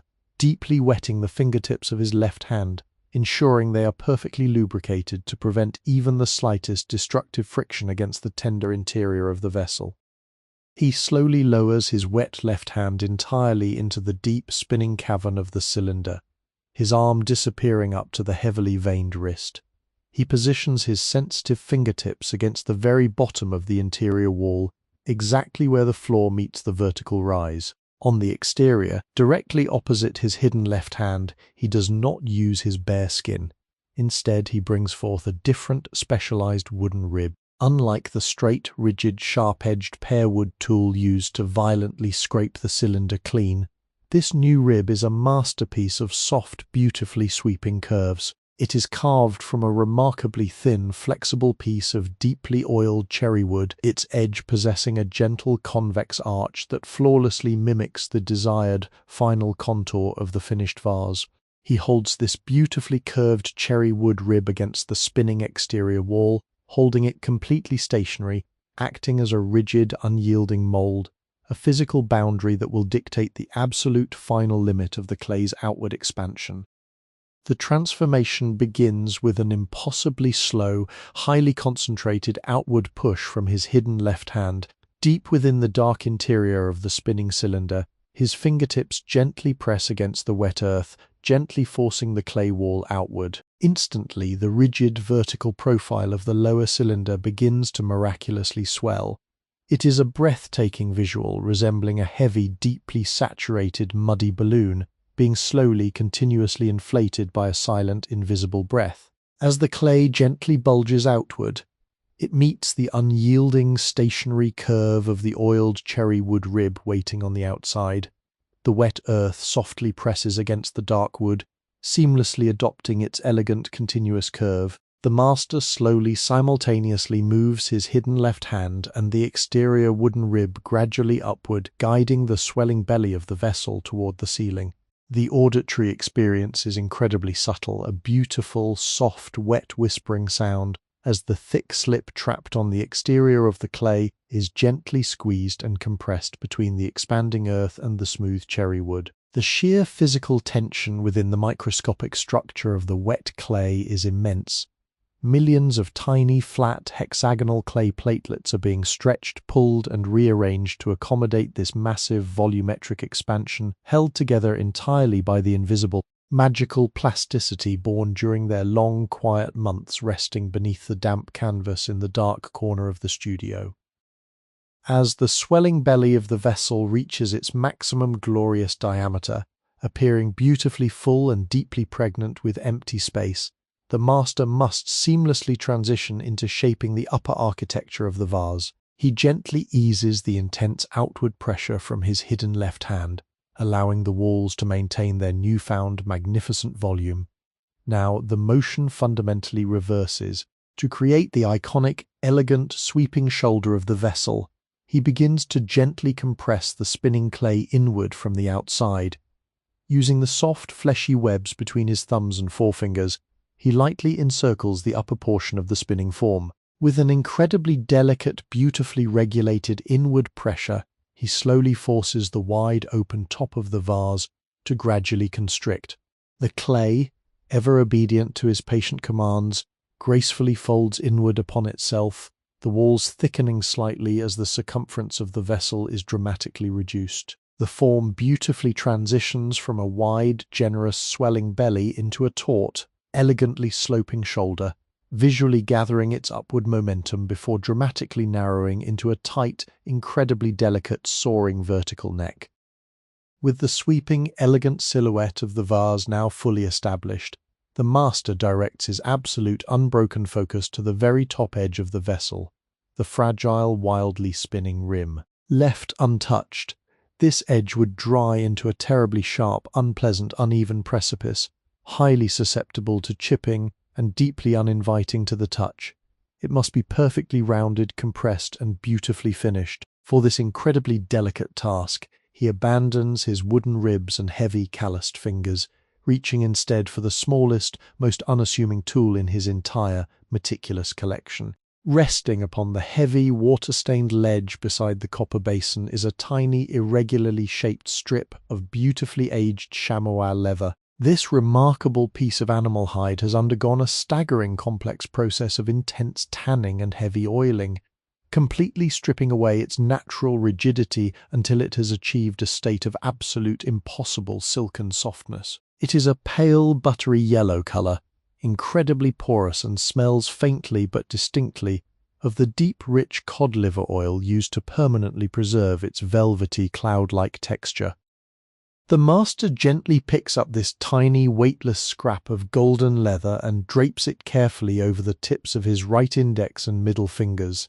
He slowly dips his leather-draped fingertips into the dark, icy water of the copper basin. The porous chamois instantly greedily drinks the cold water, swelling slightly and becoming completely saturated, transforming into an incredibly heavy, soft, wet, golden sponge. He lifts his hand, allowing the excess clear water to drip softly back into the basin, and gently brings the wet leather directly into contact with the fragile, spinning rim of the tall vase. He folds the wet chamois delicately over the very top edge, completely enveloping the sharp, uneven clay within the heavy, silken embrace of the wet hide. With an incredibly light, impossibly gentle, downward pinch, he allows the dizzying rotation of the wheel to pull the clay smoothly through the wet leather.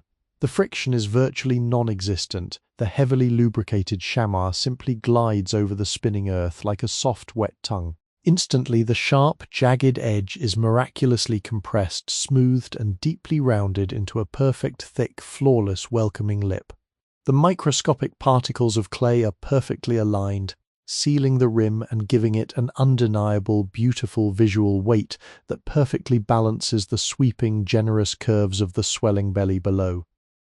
The vessel is now complete, standing upon the spinning wooden head as a breathtaking, silent testament to the absolute mastery of form and physics. However, the heavy wooden kickwheel is still rotating with immense rhythmic energy, the massive oak flywheel below maintaining its dizzying, hypnotic momentum.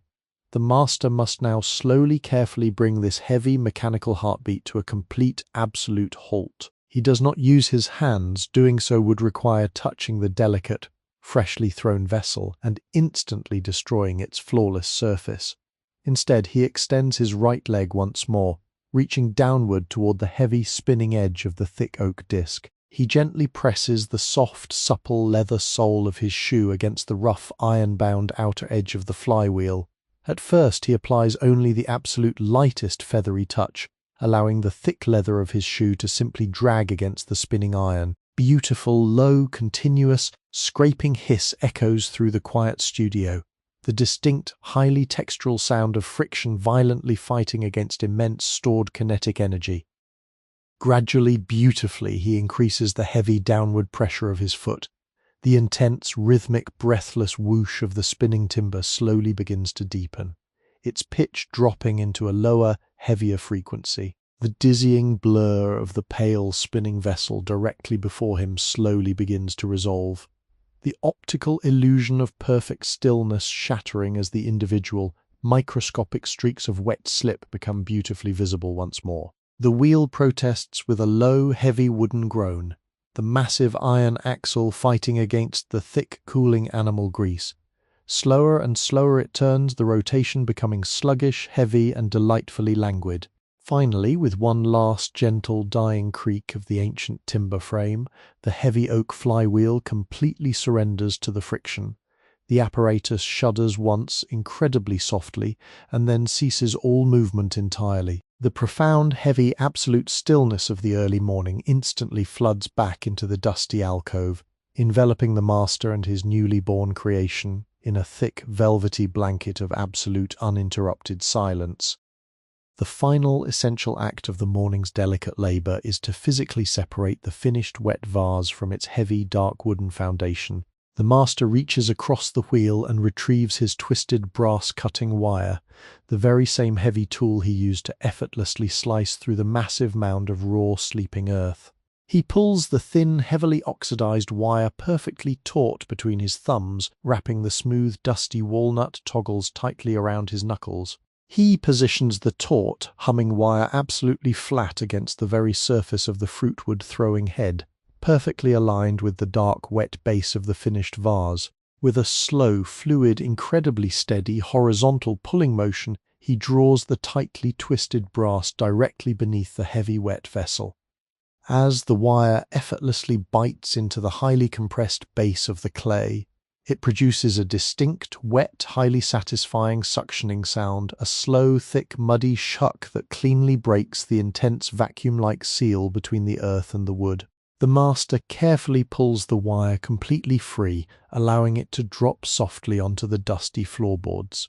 The elegant, curving vase now sits absolutely perfectly, entirely detached, resting gently in the quiet shadows, a beautiful, wet, fully realized form patiently waiting for the slow, agonizingly delicate process of drying to gently, softly begin.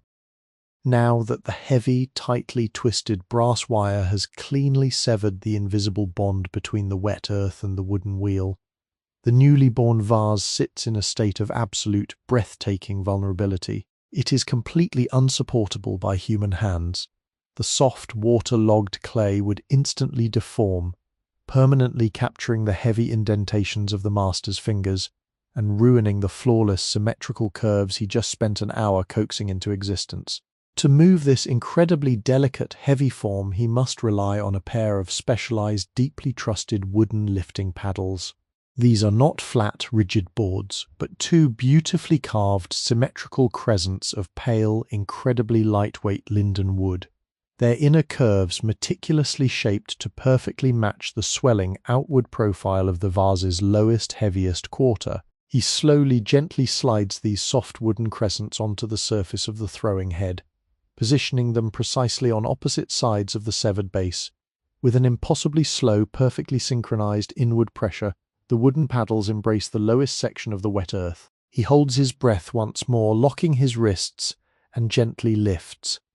The heavy vase miraculously rises from the wood, entirely suspended between the pale linden crescents, a dark, gleaming jewel of raw river mud held completely aloft. He turns his body with a slow, sweeping, highly calculated grace, his heavy leather boots shuffling silently across the chalky floorboards, completely avoiding any sudden jarring movements that might send a devastating shockwave through the fragile, wet walls of the suspended vessel. He carries the damp, glistening form toward the center of the studio, directly beneath the massive, dark oak ceiling joists where the beautifully complex network of hanging drying racks rests in the quiet shadows. These racks are long, narrow planks of untreated, highly porous pine, suspended perfectly level by thick braided hemp ropes. The master slowly raises the wooden paddles, hovering the vase just an inch above the pale dry wood of an empty shelf. With a gentle, imperceptible relaxing of his wrists, he allows the wet base of the clay to finally softly make contact with the pine. He carefully slides the linden paddles away, leaving the vase standing perfectly upright, a flawless dark silhouette against the dimly lit background of the studio. This specific shelf is a quiet, purgatorial space, a beautifully calm waiting room where the aggressive, heavy manipulation of human hands is completely replaced by the incredibly slow, invisible, delicate work of the surrounding air. The highly porous pine board immediately, silently begins its vital duty, acting as a gentle, natural sponge. It slowly draws the excess moisture directly out of the very bottom of the heavy clay, preventing the base from remaining dangerously saturated while the exposed upper walls begin to dry. Here, in the profound, undisturbed stillness of the room, the vase will rest for many long, quiet days. The visual and tactile transformation that occurs during this slow evaporation is absolutely mesmerizing. The deep, dark, highly reflective olive-grey color of the wet clay slowly, imperceptibly begins to fade, yielding to a much lighter, chalky, beautifully muted shade of warm beige. The incredibly slick, mirror-like sheen of the silken slip slowly evaporates into the dry, thirsty air, leaving behind a completely matte, remarkably smooth, beautifully dry surface.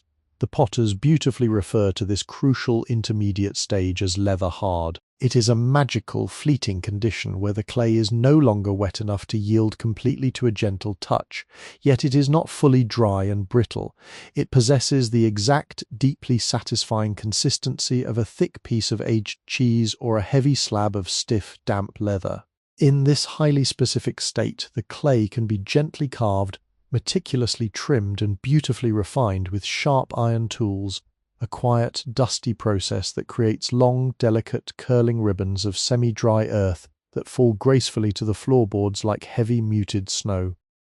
But today, we will leave the newly thrown vase to its slow, quiet slumber on the suspended pine racks and gently drift toward an entirely different, incredibly specialized corner of the large studio. As we move away from the heavy, damp microclimate of the wet clay and the splashing copper basin, the very atmosphere of the room undergoes a profound, deeply noticeable shift. The floorboards beneath our feet are no longer dusted with the pale, chalky ghost of dried slip.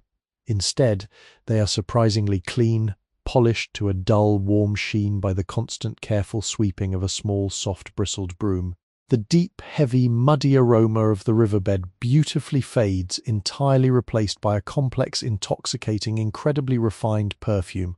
It is the sharp, clean, deeply herbal scent of distilled lavender spike oil, perfectly mingled with the warm, golden, slightly nutty fragrance of pure, cold-pressed linseed oil, and the faint, sweet, crystalline whisper of hardened pine sap. We have quietly entered the sacred, beautifully illuminated domain of the master painter, the quiet artisan whose incredibly delicate, precise touch will eventually transform the blank white canvases of the fired pottery into soaring, iconic masterpieces of blue and white storytelling. This small, dedicated workspace is perfectly positioned directly beneath a large, eastern-facing window intentionally designed to capture the absolute purest, most consistent, brilliant white light of the morning, a vital requirement for the incredibly sensitive, detailed color work about to softly unfold. At the very center of this bright, clean alcove rests a beautifully constructed desk of solid, deeply oiled walnut.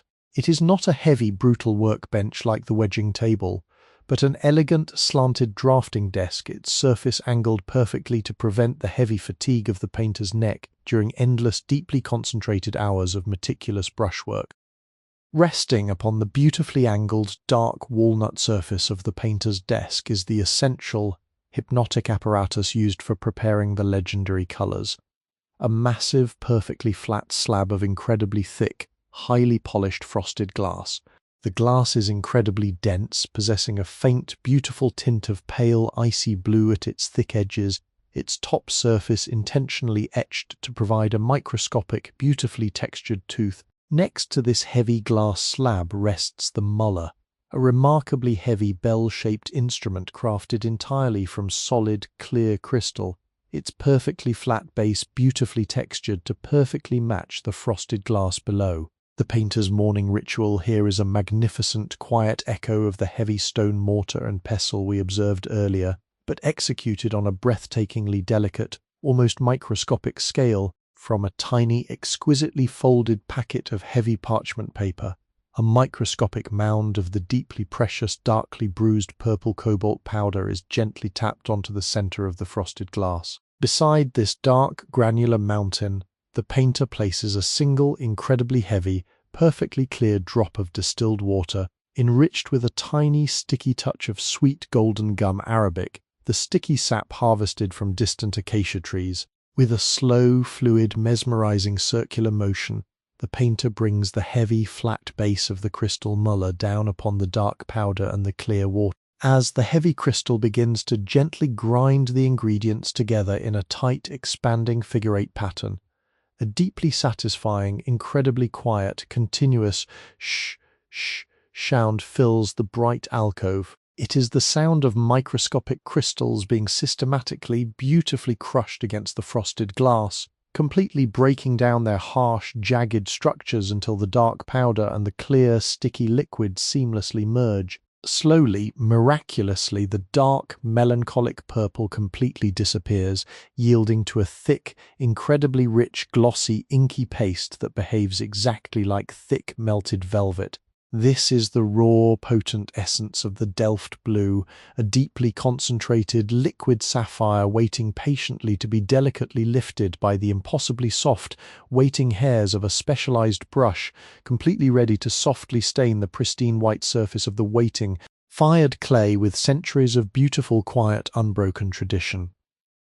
Resting precisely beside the heavy, beautifully frosted glass slab and the dark, glistening pool of freshly ground cobalt paste, lies the painter's most intimate, meticulously curated collection of specialized tools. They are beautifully, deliberately arranged upon a small, elegantly fluted rest, crafted from smoothly glazed white porcelain, a piece intentionally designed to elevate their delicate, precious tips perfectly above the oiled, dark walnut surface of the desk. These are absolutely not the heavy, coarse bristle brushes of a traditional canvas oil painter, nor are they the rigid, stiff, mass-produced instruments of a modern, hurried workshop.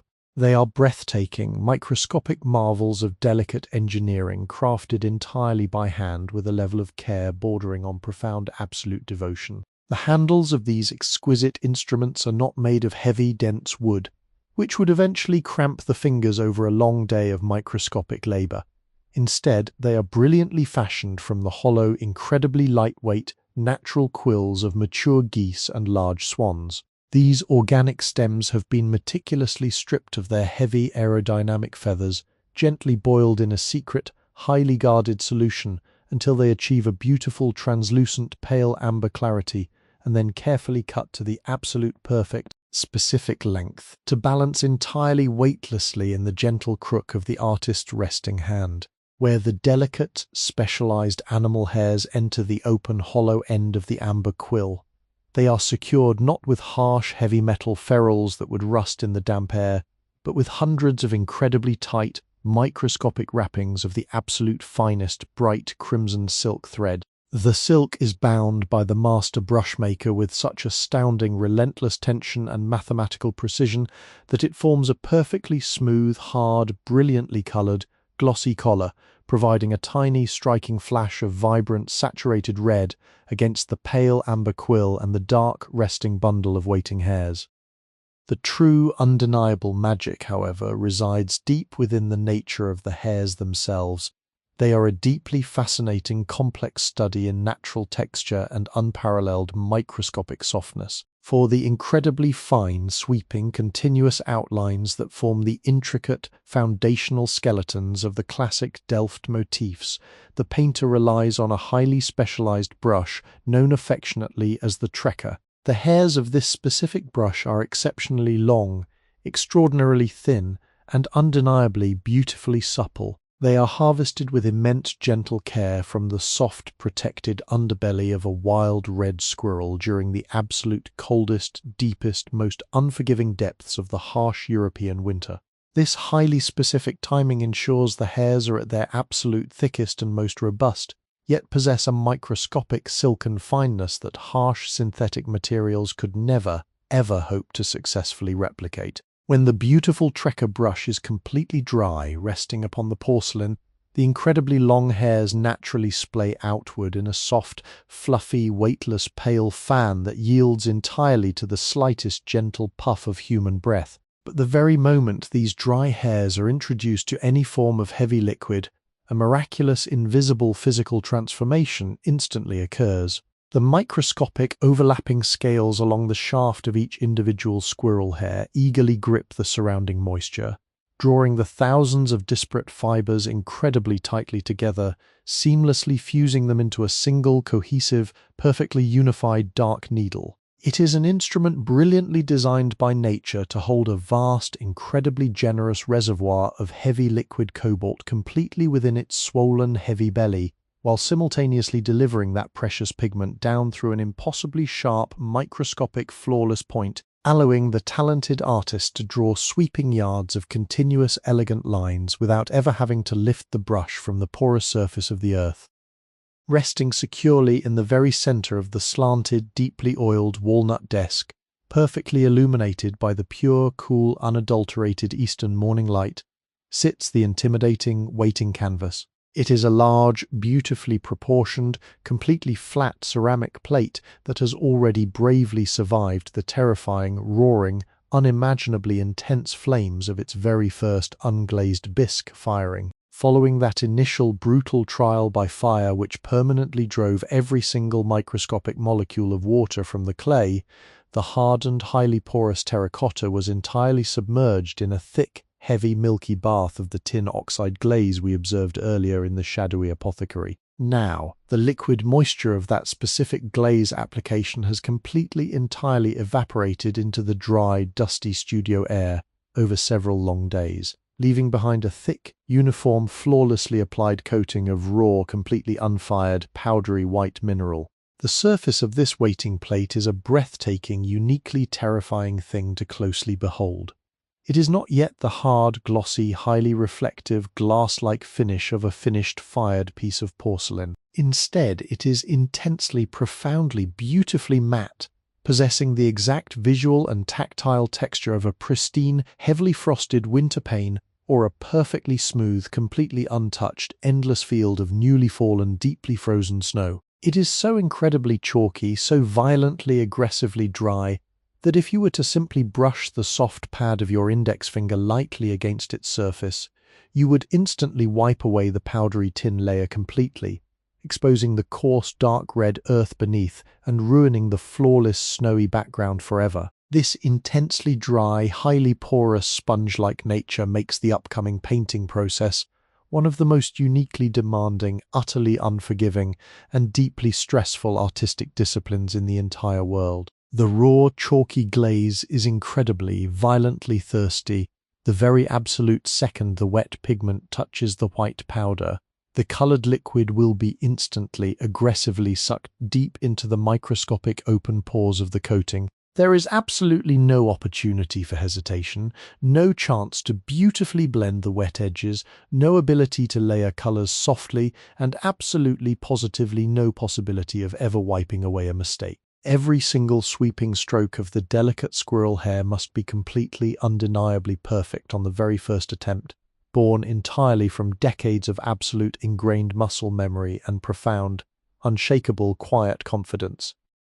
The painter slowly, deliberately begins the delicate, hypnotic process of loading the amber trekker brush.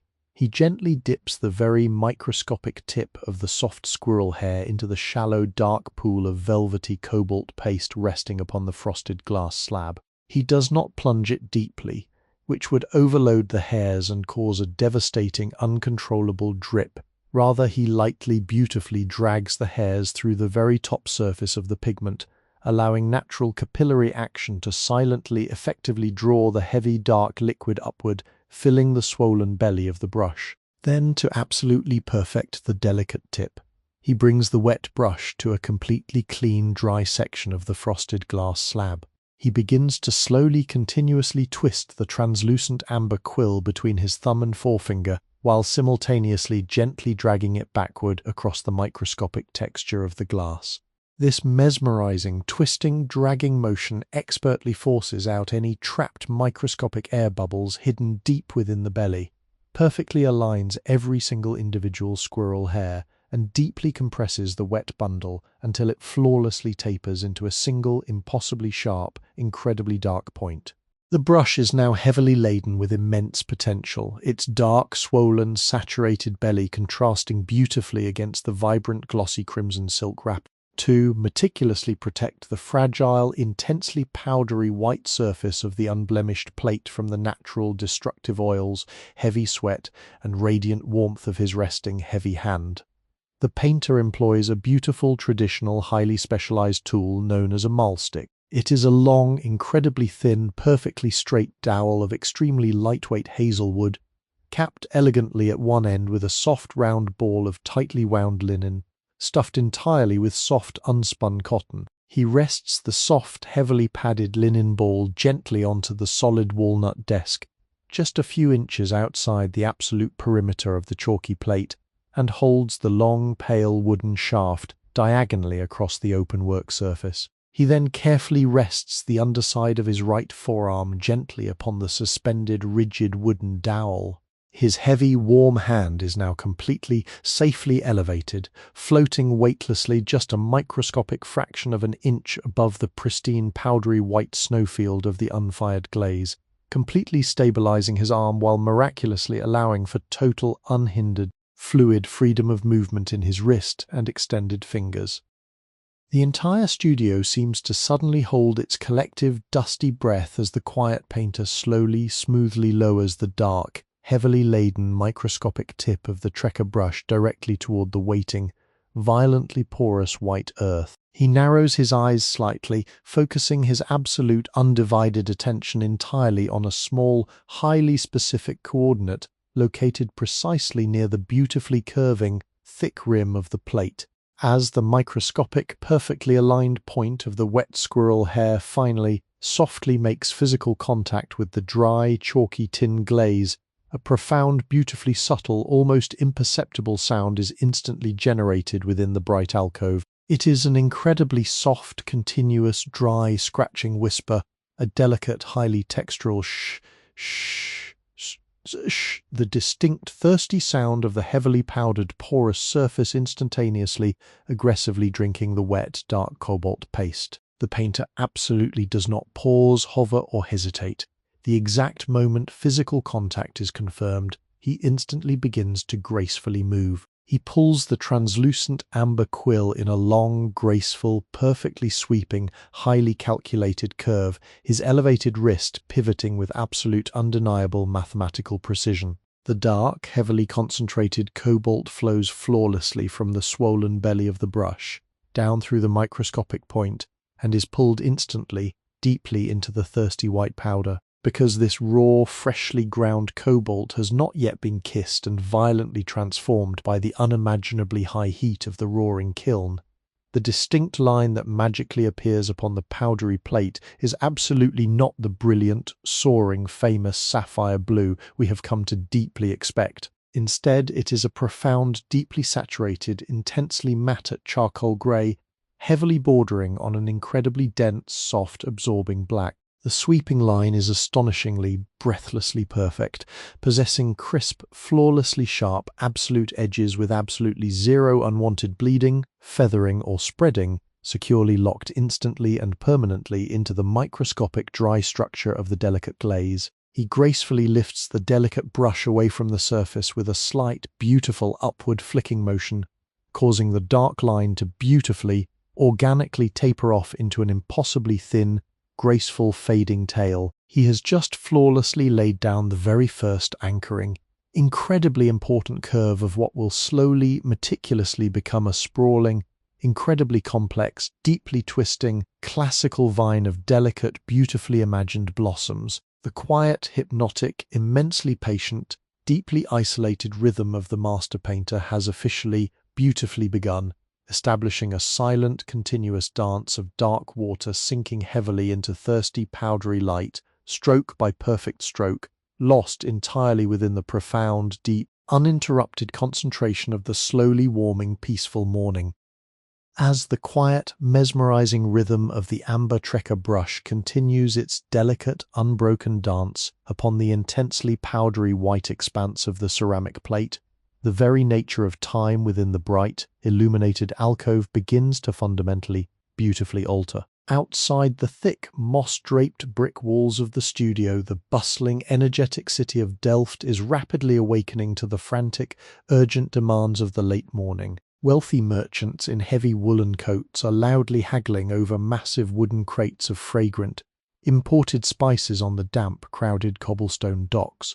Heavy, horse-drawn carts are rumbling aggressively across the echoing, arched stone bridges, their iron-shod wheels striking sparks against the flint, and the massive cast-iron bells of the Oude Kerk are tolling with a heavy, booming, resonant finality, forcefully marking the relentless marching passage of the hours. But here, deeply nestled inside the profound, insulated sanctuary of the painter's corner, time absolutely does not boldly march forward. Instead, it seems to pool, slowly swirling and gently expanding like a thick, lazy, sun-dappled eddy in a quiet, forgotten, meandering bend of the river. The master painter does not measure the progress of his long morning by the aggressive, demanding striking of the church bells, nor by the slowly shifting, geometric shadows cast by the sun upon the heavily dusted pine floorboards. He measures his quiet existence entirely by the slow, meticulously controlled intake and release of his own deep breath, perfectly, flawlessly synchronized with the microscopic sweeping arcs of the dark squirrel hair against the thirsty, waiting earth. With every single breathtakingly precise stroke of the dark cobalt paste, he is not merely applying raw, crushed mineral pigment to a chalky surface. He is gently, deliberately trapping a singular, fleeting moment of his own mortal life, locking his intense, unwavering focus, his profound inner stillness, and his very heartbeat permanently into the physical, microscopic structure of the clay. There is a profound, deeply moving, almost overwhelming philosophical paradox hidden entirely within this incredibly quiet, solitary act of artistic creation. The master painter sits perfectly still, surrounded by the absolute terrifying fragility of the immediate present moment.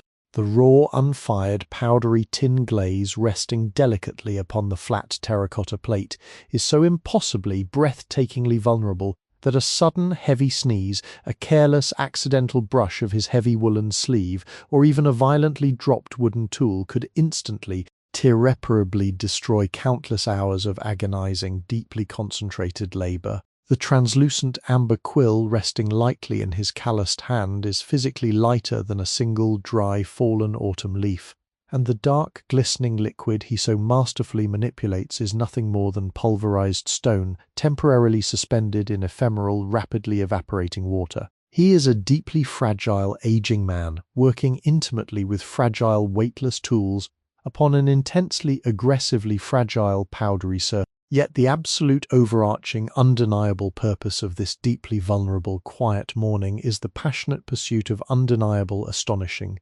monumental permanence. He is quietly, steadily laboring with the profound, unspoken, heavily ingrained understanding that the delicate, dark, charcoal grey lines he is currently weaving so carefully across the chalky snowfield will very soon face the unimaginable, roaring, hellish, terrifying inferno of the brick kiln. The fierce, aggressive, consuming fire will violently eradicate the sticky golden gum Arabic, completely burn away the unseen, invisible organic impurities of the water, and miraculously, beautifully melt the powdery white tin into a flawless, impenetrable, highly reflective, glass-like shield. In that intense, transformative, violent crucible, the dark, melancholic, matte grey lines will violently awaken, completely shedding their humble disguise and bursting aggressively forth into a brilliant, soaring, eternal sapphire blue, forever trapped, perfectly preserved, tanned, completely protected beneath the hardened, glossy, impenetrable surface of the melted glass. As he slowly, deliberately dips the delicate, microscopic tip of the translucent quill back into the dark, velvety pool of pigment resting upon the deeply textured, frosted glass slab, a profound, heavy, deeply comforting sense of legacy gently settles over his stooped, focused, highly disciplined shoulders. The master painter deeply intrinsically knows that he is not simply creating a beautiful, functional household object meant to briefly hold a warm, flaking pastry or a heavy, glistening cluster of dark, sweet grapes.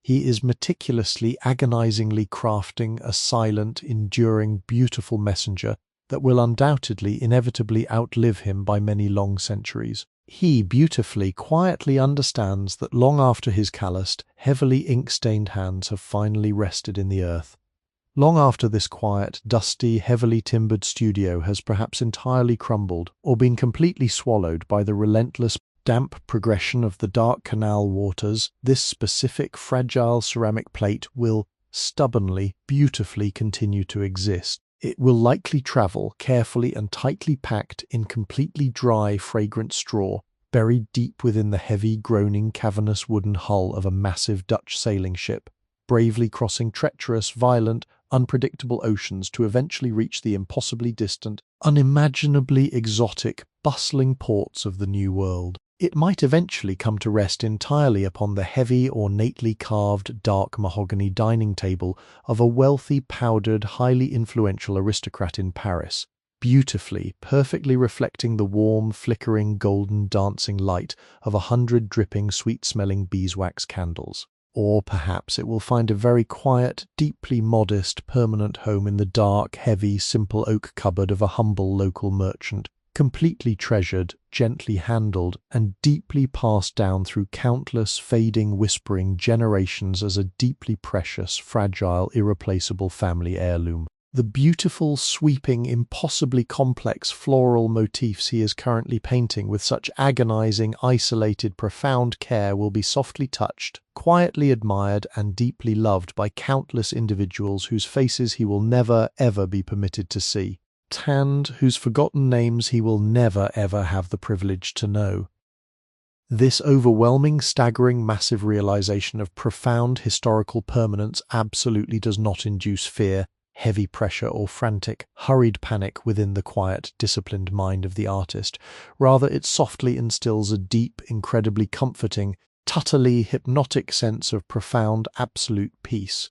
It entirely, beautifully liberates him from the heavy, suffocating, restricting anxieties of the immediate, chaotic, unpredictable present, the pressing, mundane, heavily burdensome worries of the 17th century morning, the rapidly rising exorbitant cost of the imported Saxon cobalt powder, the lingering deep dampness settling painfully into his aching, aging, heavily used joints, the persistent, drafty, uncomfortable chill creeping silently beneath the heavy, iron-bound oak door, all beautifully, miraculously, completely fade away. They completely dissolve into the sweet, highly refined, deeply herbal fragrance of the lavender spike oil and the mesmerizing, microscopic, deeply satisfying texture of the unyielding frosted glass. He slowly, completely becomes entirely untethered from the specific, grounded year of 1650. He gracefully enters a sublime, deeply meditative, almost religious trance state, a profound, completely silent flow where the strict, rigid, earthly boundaries between the human creator and the physical creation completely blur, soften, and entirely vanish. He is no longer simply a tired man merely holding a fragile brush. He entirely becomes the sweeping, elegant line itself. He deeply becomes the dark, thirsty, sinking pigment. He entirely becomes the very pure, abstract idea of the blooming, eternal, perfect flower translating itself completely effortlessly from the quiet, invisible, boundless realm of human imagination directly into the heavy, undeniable, deeply physical, permanent reality of the ancient earth.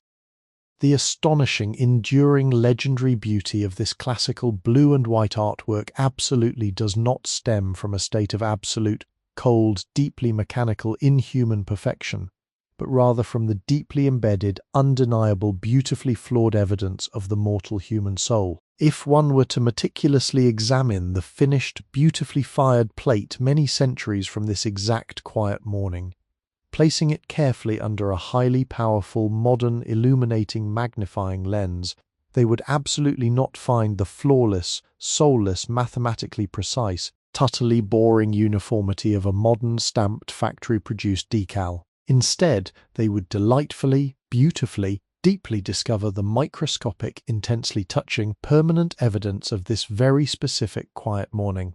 They would clearly see the incredibly slight, almost imperceptible, tiny thickening of a soaring sapphire line, exactly where the aging painter subconsciously paused to take a slightly deeper, slower, necessary breath. They would softly notice the microscopic, beautiful, completely natural variation in the intense color density, exactly where the heavy dark pigment naturally, slightly pooled at the very end of a graceful, sweeping, highly dramatic upward flick of the delicate, supple squirrel hair. These tiny, completely unavoidable, profoundly human variations are absolutely not errors to be despised.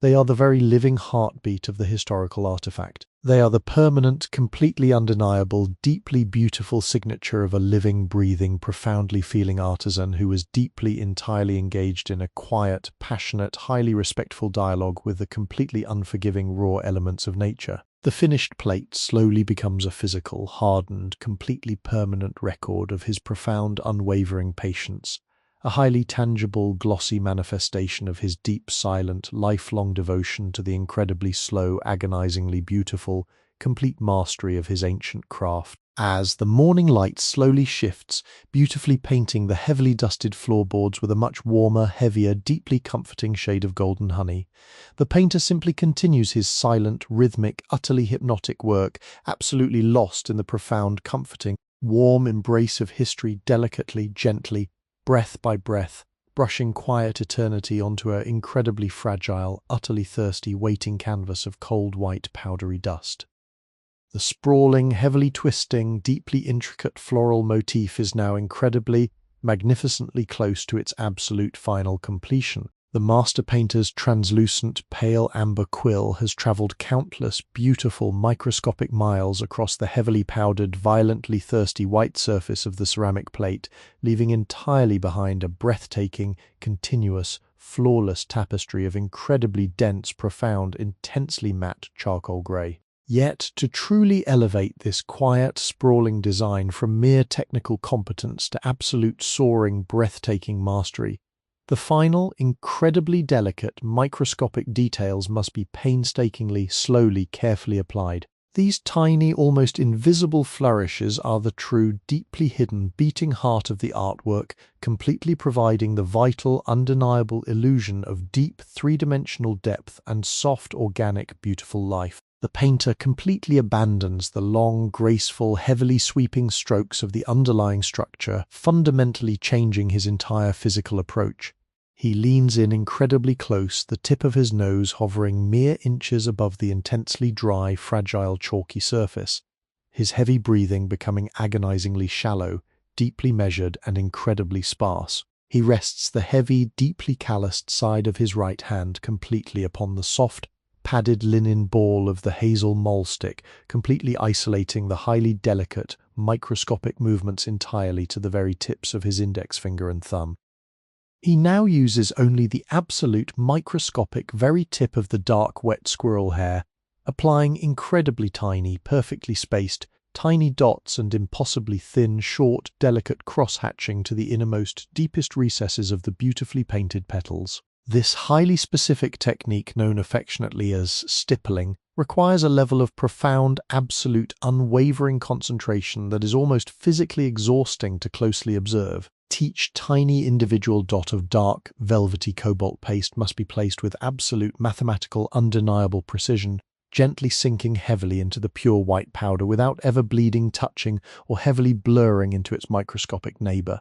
As these thousands of tiny individual dots slowly accumulate in the shadowed areas of the design, they miraculously, beautifully create a soft, highly sophisticated, gradual gradient of intense color density. When this specific stippled area eventually faces the roaring, unimaginable heat of the brick kiln, these tiny, separate, dark dots will gently, slightly expand and softly melt into the surrounding glass, brilliantly creating the soft, highly coveted, deeply dimensional illusion of a deeply shaded, richly textured velvety shadow. The auditory experience within the golden, bright alcove transitions beautifully from a continuous, sweeping, dry whisper into a soft, highly rhythmic, incredibly quiet, continuous tapping sound, a gentle, hypnotic, incredibly fast tick, tick, tick, tick, exactly resembling the incredibly soft, distant, incredibly gentle patter of a very light, warm summer rain gently striking a dry, stretched canvas roof. It is a profoundly, deeply soothing, incredibly repetitive, highly mechanical rhythm that beautifully, perfectly lulls the observing mind into a state of deep, absolute, unyielding, heavy tranquility.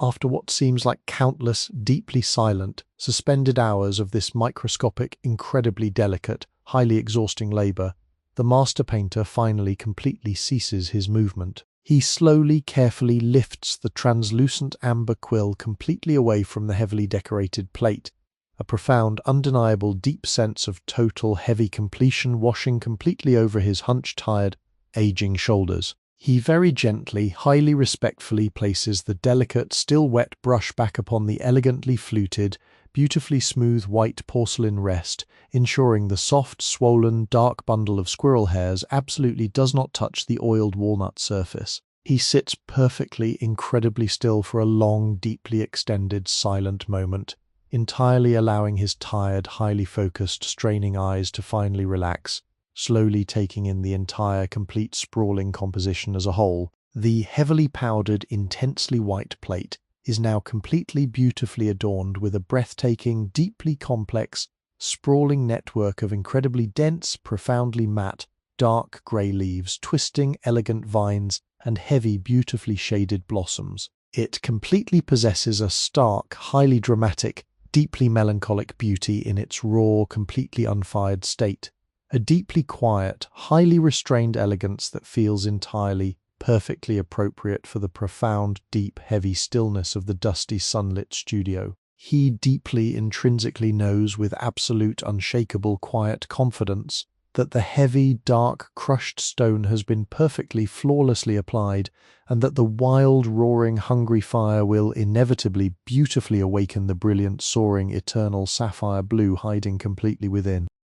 With a slow, incredibly deep, highly satisfying exhalation that finally completely empties his heavy lungs, the master painter slowly begins to pack away his highly specialized, delicate instruments. He gently, carefully lifts the tiny folded packet of heavy parchment paper, securely folding the remaining incredibly precious dark purple cobalt powder back into its tight, sharp creases, safely returning it to the high, shadowed, highly guarded shelf of the glass apothecary. He takes a beautifully clean, soft, heavily washed linen rag and gently, completely wipes the heavy, deeply textured frosted glass slab completely clean, completely removing every single tiny trace of the dark, velvety paste, restoring the heavy, pale, icy blue glass to its pristine, waiting, utterly blank state. The bright, highly illuminated, golden alcove is slowly, beautifully restored to its original, highly structured, deeply peaceful order,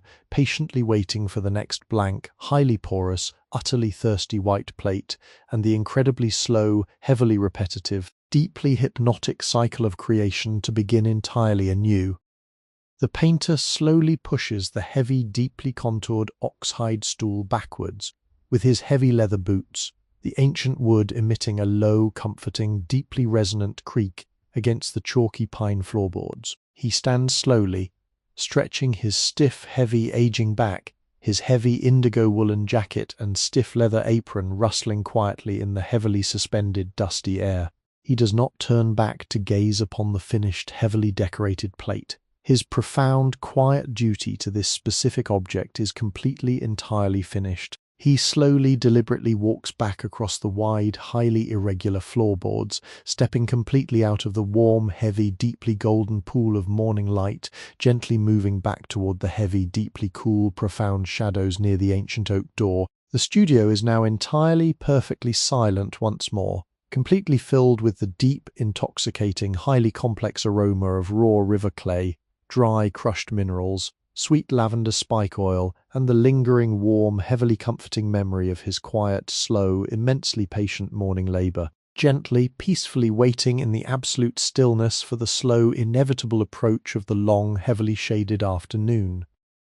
As the heavy, iron-bound oak door slowly, completely clicks shut, firmly sealing the master painter outside in the bustling, damp, echoing streets of 17th-century Delft, the magnificent, heavily timbered ceramic studio is instantly entirely reclaimed by a profound, breathtaking, absolute stillness, the temporary, fleeting rhythm of human labor, the heavy, rhythmic thud of the wedging table, the wet, breathless whoosh of the spinning wooden kickwheel, the gentle, delicate, scratching whisper of the amber quill has completely, utterly vanished, leaving behind an incredibly deep, heavy, resonant silence that feels almost physically tangible. This is absolutely not the empty, hollow, terrifying silence of true abandonment.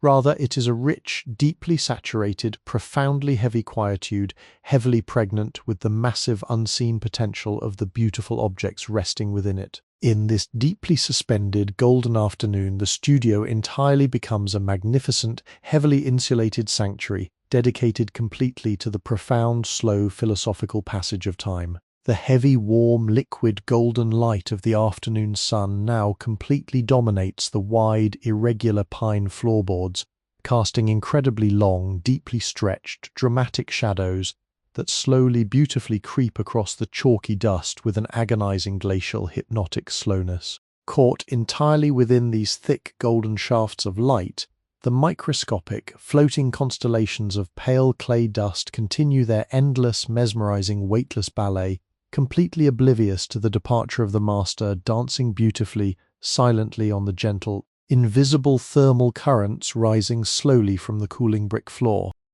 In the deepest, darkest, most heavily insulated corner of the room, the small cast-iron brazier that earlier provided the vital, deeply comforting morning warmth is now slowly, beautifully entering its final, quiet stage of absolute rest. The fierce, crackling, dancing flames of the resinous pine twigs have long since entirely burned away, and the deep, pulsating, intense ruby-red glow of the heavy hardwood charcoal has slowly, gently faded into a soft, dying, muted ember. Thick, incredibly soft, powdery blanket of pristine, pale grey ash now entirely covers the spent fuel, completely insulating the tiny remaining fragments of heat.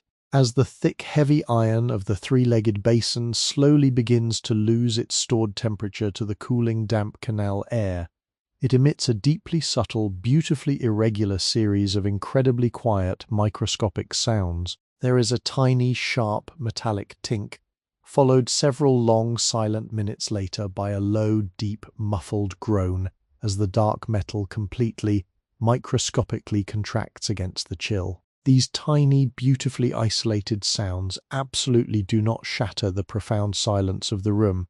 Instead, they deeply, beautifully accentuate it, acting as tiny, gentle acoustic markers that physically, undeniably map the slow, inevitable, peaceful transition from active, roaring heat into absolute, deep, heavy cold. The faint, lingering aroma of the sweet, dry pine smoke and the heavy, earthy, roasted flaxseed slowly begins to settle, gently sinking down into the heavily dusted floorboards, becoming a permanent, completely invisible part of the studio's incredibly rich, historical perfume. Resting in profound, heavy slumber beneath their thick, damp, heavily textured canvas blankets, the massive mounds of unformed river clay quietly continue their invisible, deeply ancient maturation. To truly, deeply understand the profound nature of this humble, yellow-grey mud is to completely surrender to a staggering, overwhelming concept of deep geological time that completely dwarfs the fleeting, frantic span of human existence. The incredibly microscopic, perfectly flat hexagonal platelets of silica and alumina that compose this heavy, sticky mass were absolutely not created in this dusty, timbered room. They were violently, dramatically born millions of years ago in the unimaginably intense, roaring subterranean furnaces of the ancient, shifting earth. Over countless, deeply silent, incredibly long millennia, entirely solid, unyielding mountains of pure, hard granite were slowly, relentlessly ground down, completely pulverized by the unimaginable, crushing weight of massive, creeping glaciers, and heavily battered by endless, violent, howling centuries of completely unforgiving wind and rain. These microscopic, incredibly fine particles of shattered stone were then gently, beautifully carried by entirely forgotten ancient rivers, slowly drifting down through the dark, rushing water until they finally peacefully settled in the absolute quiet depths of the Dutch riverbed, patiently resting there in total, completely undisturbed darkness for thousands of years.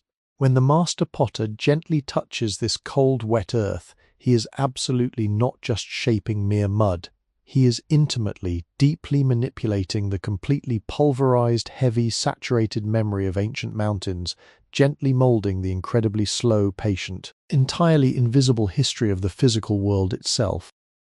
Across the quiet room, resting perfectly still upon the beautifully angled, deeply oiled walnut desk, the newly painted ceramic plate exists in an entirely different, highly fragile, breathtaking state of arrested time. The dark, heavily concentrated, deeply saturated charcoal grey lines of the sweeping floral motif are now completely, entirely locked into the highly porous, fiercely thirsty, powdery white expanse of the raw tin glaze. The clear, distilled water that briefly, beautifully carried the crushed cobalt pigment has now completely, entirely evaporated into the dusty studio air, completely leaving the heavy, microscopic, dark stone particles securely, permanently wedged deep within the microscopic, chalky valleys of the white powder. This specific, beautifully decorated plate currently exists in a profound, deeply mysterious, intermediate purgatory. It completely holds the magnificent, undeniable, graceful shape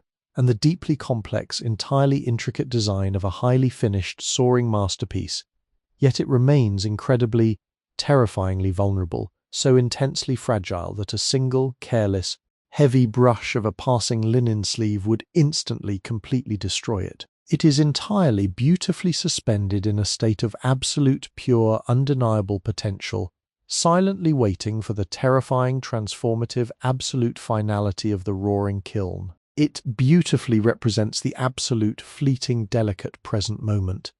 A beautiful temporary bridge seamlessly connecting the ancient, pulverized past of the deep riverbed with the completely eternal, highly reflective, glassy future of the finished fired artifact. To quietly exist within this deeply peaceful, perfectly suspended environment is to completely, willingly surrender to the beautiful, undeniable heavy weight of eternity. The profound, overarching philosophy deeply embedded within these heavy brick walls absolutely does not value the frantic, hurried, desperately rushing pace of the chaotic modern world outside. Here, true, enduring, breathtaking beauty is completely, intimately understood to be the slow, quiet, inevitable result of profound, absolute patience. The master craftsmen who inhabit this quiet, dusty space completely, deeply accept that they are merely temporary, fleeting custodians of a process that is infinitely, vastly larger than themselves. They deeply know that their own individual lives will pass as quickly, quietly, and entirely unremarked as a single fleeting microscopic spark from the cold iron brazier, completely swallowed by the surrounding shadows. Yet, through their deeply disciplined, incredibly patient, incredibly delicate daily labor, they are miraculously able to firmly anchor a tiny, beautiful fragment of their own mortal existence into the deeply permanent, unshakable physical record of the earth. The gracefully sweeping, perfectly balanced curve of the fired vase, the incredibly fine, heavily concentrated, dark blue line of the delicately painted flower, these become silent, perfectly enduring, beautiful testaments to the absolute, undeniable power of human intention, softly whispering their completely silent, beautiful stories across the vast, deep, echoing canyons of passing centuries. As the heavy, deeply golden light of the late afternoon begins to slowly, gently soften, completely losing its bright, sharp intensity, and gracefully melting into a much warmer, deeply muted, highly comforting shade of dark, toasted amber, the entire studio seems to visibly, heavily relax. The profound, deep, absolute stillness of the room slowly becomes incredibly, deeply hypnotic, a heavy velvet blanket of total peace that completely wraps around the observing mind, gently urging it to entirely let go of the rigid, demanding, frantic worries of the waking world. The deeply complex, heavily layered, richly historical perfume of the dry clay dust, The sharp, clean lavender oil and the sweet, fading pine smoke completely fills the lungs with each long, slow, beautifully measured breath, deeply grounding the spirit in this forgotten, perfectly peaceful, entirely safe 17th-century sanctuary. There is absolutely nothing left to urgently accomplish here. No heavy, pressing demands, no frantic ticking clocks. There is only the incredibly deep, absolute, beautiful patience of the ancient earth, the quiet, silent waiting of the heavily decorated clay, and the profound, heavy, perfectly surrounding comfort of the slow, inevitable approach of the deeply peaceful, absolutely restful, deeply forgiving night. As the long, deeply peaceful, incredibly quiet 17th-century afternoon slowly, gracefully yields to the soft, heavy approaching embrace of the twilight, the visual boundaries of the beautifully insulated ceramic studio begin to gently, miraculously dissolve. The bright, concentrated, deeply golden honey light that previously illuminated the wide, chalky pine floorboards has now entirely, completely retreated. It slowly, gently pulled its warm, glowing, heavily saturated fingers back across the rough-hewn wood, silently sliding up the damp, moss-draped, heavy brick walls, and finally, peacefully slipping away entirely through the thick, heavily distorted, tear-regular panes of the ancient leaded glass window. In its profound, quiet absence, a new, deeply soothing, incredibly muted palette of heavy, calming colors slowly, gently floods the vast, timbered room.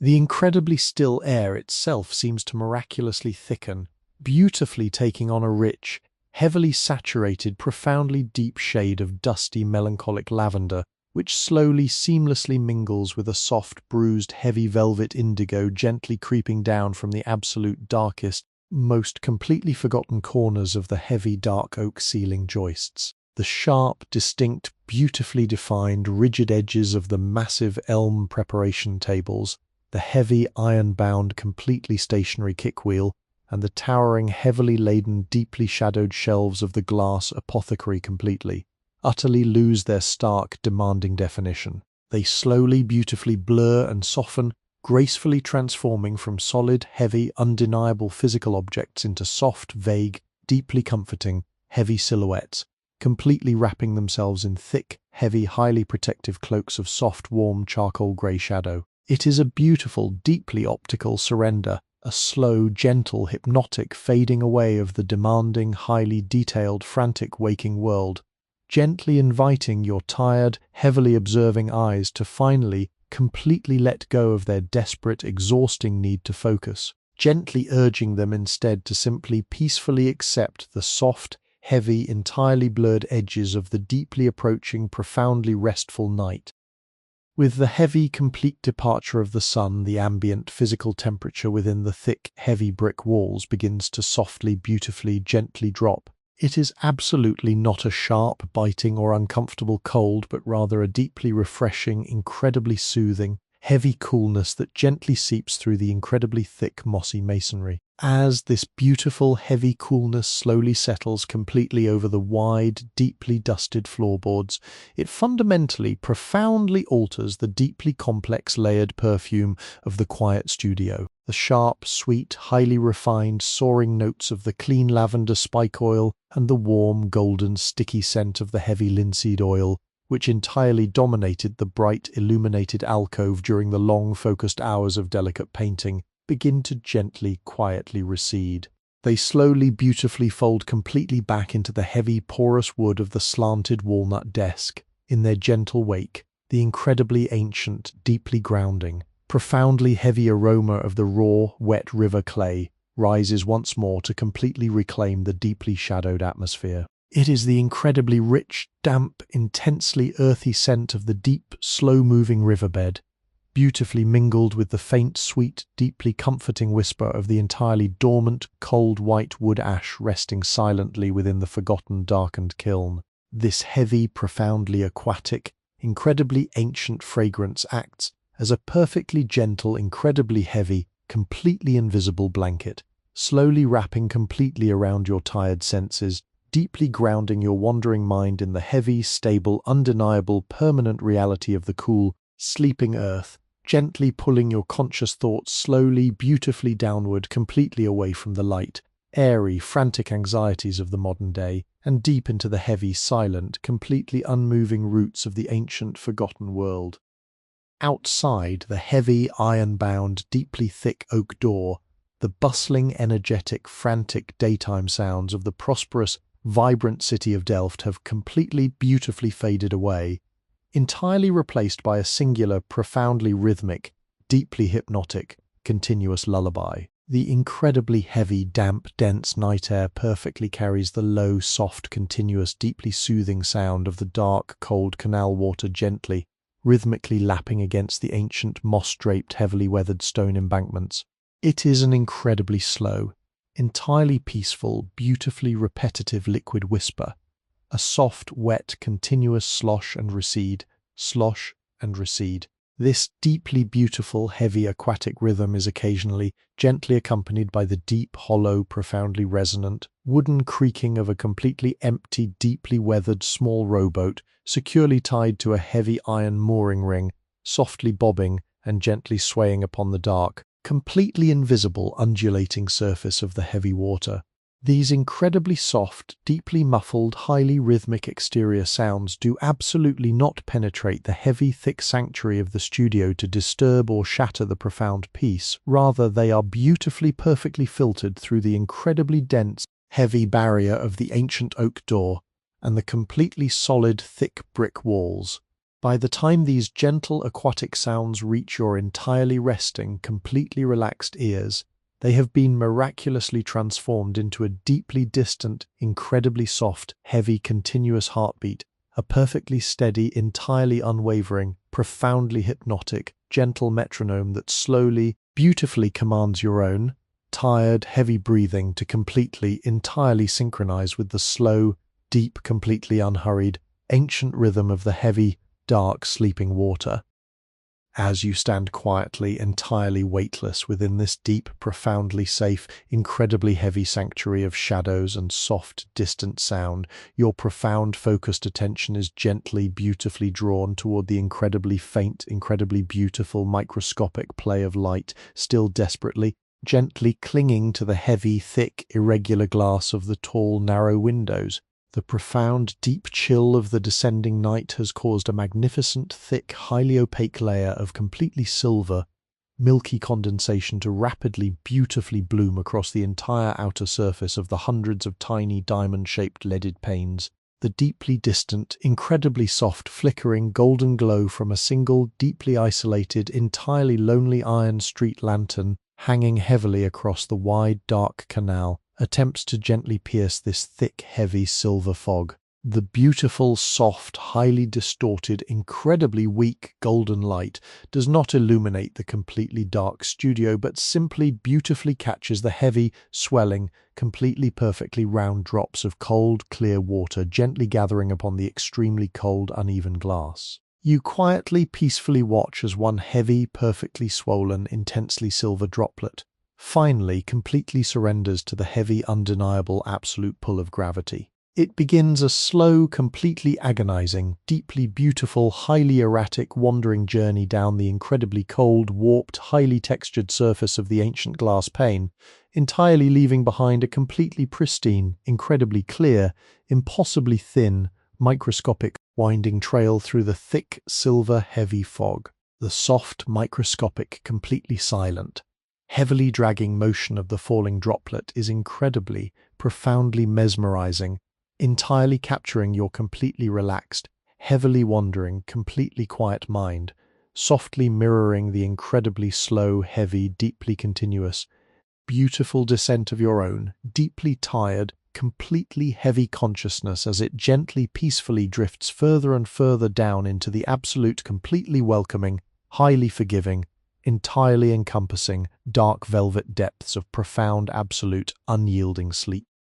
There is absolutely nothing left to deeply observe, nothing left to entirely analyze, nothing left to completely forcefully understand within this deeply quiet, heavily shadowed, profoundly peaceful, completely forgotten room. The heavy, intensely solid, deeply wedged, perfectly formed, completely wet ceramic cylinder rests entirely peacefully upon the deeply suspended, porous pine rack, completely surrendering its heavy dark moisture to the incredibly slow, deeply silent, completely invisible, incredibly patient alchemy of the completely still, dusty air. The heavily decorated, completely entirely fragile, perfectly white ceramic plate lies absolutely perfectly motionless upon the deeply oiled, slanted walnut desk, entirely enveloped by the deep, protective, profound darkness, patiently waiting in absolute, completely silent, heavily suspended grace for the completely unpredictable, entirely transformative, completely unimaginably intense heat of tomorrow's roaring, completely wild, consuming fire. All of the incredibly slow, immensely delicate, deeply focused, completely exhausting, heavily methodical human labor of the incredibly long, deeply beautiful 17th century day is entirely, absolutely, completely finished. The heavy, dark, ancient tools, the completely smooth, deeply curved, highly polished wooden ribs, the deeply oxidized, heavily twisted brass-cutting wire, the absolutely microscopic, profoundly delicate, wildly soft amber quill all rest entirely silently, completely, perfectly, perfectly still upon their heavy, dust-covered wooden ledges, completely, deeply asleep, heavily wrapped in their profound, highly utilitarian, incredibly peaceful slumber. You are completely, absolutely, entirely safe here, beautifully enclosed, heavily protected, completely hidden, entirely away from the frantic, demanding, absolutely chaotic rush of all heavy, modern, burdensome existence. Let your heavy, deeply tired shoulders drop entirely, completely. Let your slow, heavy, completely deep breathing perfectly, beautifully match the incredibly slow, gentle, incredibly soft, perfectly rhythmic, distant lapping of the dark, completely unseen, heavy canal water. Surrender entirely, deeply, completely to the incredibly rich, completely heavy, beautifully deep, profoundly encompassing, incredibly dark, deeply silent, incredibly warm velvet shadows of the quiet, absolutely peaceful, incredibly deeply slumbering room. As the bruised heavy velvet indigo of the long 17th century night entirely claims the highly insulated, heavily timbered interior of the quiet ceramic studio, the very concept of the solid, demanding physical world begins to beautifully dissolve. The incredibly thick, solid brick walls, the massive, unyielding elm preparation tables, and the towering, heavily laden shelves of the silent glass apothecary are no longer distinct, rigidly defined shapes. They have peacefully melted into a single, continuous, profoundly deep, boundless ocean of absolute heavy shadow. In this intensely rich, deeply enveloping darkness, your weary, heavy eyes no longer need to desperately search for sharp edges, bright lights, or demanding forms. There is nothing left in this deeply silent room to catch your tired attention, nothing left to urgently process, nothing left to heavily define. The ancient darkness here is incredibly soft, profoundly heavy, and entirely welcoming, acting exactly like a massive, deeply weighted blanket of incredibly pure, completely unspun, dark wool, perfectly draped over your tired, heavily resting shoulders. You can physically feel the immense, comforting weight of this historical shadow pressing gently against your entirely relaxed limbs, coaxing every single remaining ounce of lingering, nervous daytime tension completely out of your heavy, exhausted, sinking muscles. The air itself has miraculously become remarkably dense, heavily saturated with the slow-moving, intensely quiet magic of the completely undisturbed night, wrapping your entire body in a profoundly safe, entirely forgotten, deeply hidden sanctuary of total peace. Every single passing moment feels agonizingly stretched, incredibly elongated and profoundly slow, perfectly mimicking the incredibly long, heavy, unhurried breaths of the deeply slumbering, ancient, cold earth resting quietly beneath the wide, chalky pine floorboards. Within this vast, profoundly heavy ocean of absolute thick shadow, the only remaining movement is invisible, profoundly delicate, and perfectly slow. High above the unseen chalky floorboards entirely hidden deep within the black, intersecting lattice of the heavy oak ceiling joists, a single microscopic particle of incredibly fine, pale grey dried river clay finally surrenders its long, weightless daytime dance. It quietly begins a breathtakingly slow, agonizingly gentle, entirely silent descent through the incredibly cool, absolutely still air of the completely dark room. It drifts lazily downward, caught in the invisible, gentle, deeply soothing thermal currents that perfectly circulate within the deeply insulated sealed space. Down, down, it gently drifts, an incredibly tiny, silent passenger traveling smoothly through the profound, heavy ocean of the quiet night. It silently bypasses the heavily suspended, incredibly porous pine drying racks, missing the perfectly smooth, damp curves of the deeply sleeping, wet ceramic cylinder. It silently floats past the intensely dark iron axle of the stationary kickwheel, gracefully descending further toward the deeply worn, cool bluestone threshold. Finally, with a profound, imperceptible, entirely silent, microscopic impact, it softly comes to absolute rest upon the heavily dusted, quiet pine floorboards. This single, tiny, completely invisible event represents the absolute, undeniable cessation of all frantic, daytime energy. It is the final, deeply perfect settling of the physical world, a profoundly tiny, silent, physical metaphor for your own. Tired, heavily resting mind finally, completely gracefully coming to an absolute, unyielding, peaceful stop. There is no more rising, no more hurried floating, no more anxious movement of any kind. There is only the incredibly deep, beautiful, overwhelming peace of coming to a complete, incredibly heavy, uninterrupted rest. As the microscopic clay dust finally settles into the dark floorboards, the incredibly deep, profound silence of the 17th century room is beautifully punctuated only by the incredibly slow, deeply repetitive, absolutely hypnotic rhythm of the heavy, dark canal waters resting just outside the thick, moss-draped brick walls, slosh and gently recede, slosh and gently recede. The intensely dark, incredibly icy water softly pushes against the ancient, completely waterlogged stone embankments with a deeply satisfying, incredibly muffled, highly textural, wet sound, and then slowly, heavily pulls itself back into the deep, profoundly dark central channel, slosh, and gently recede.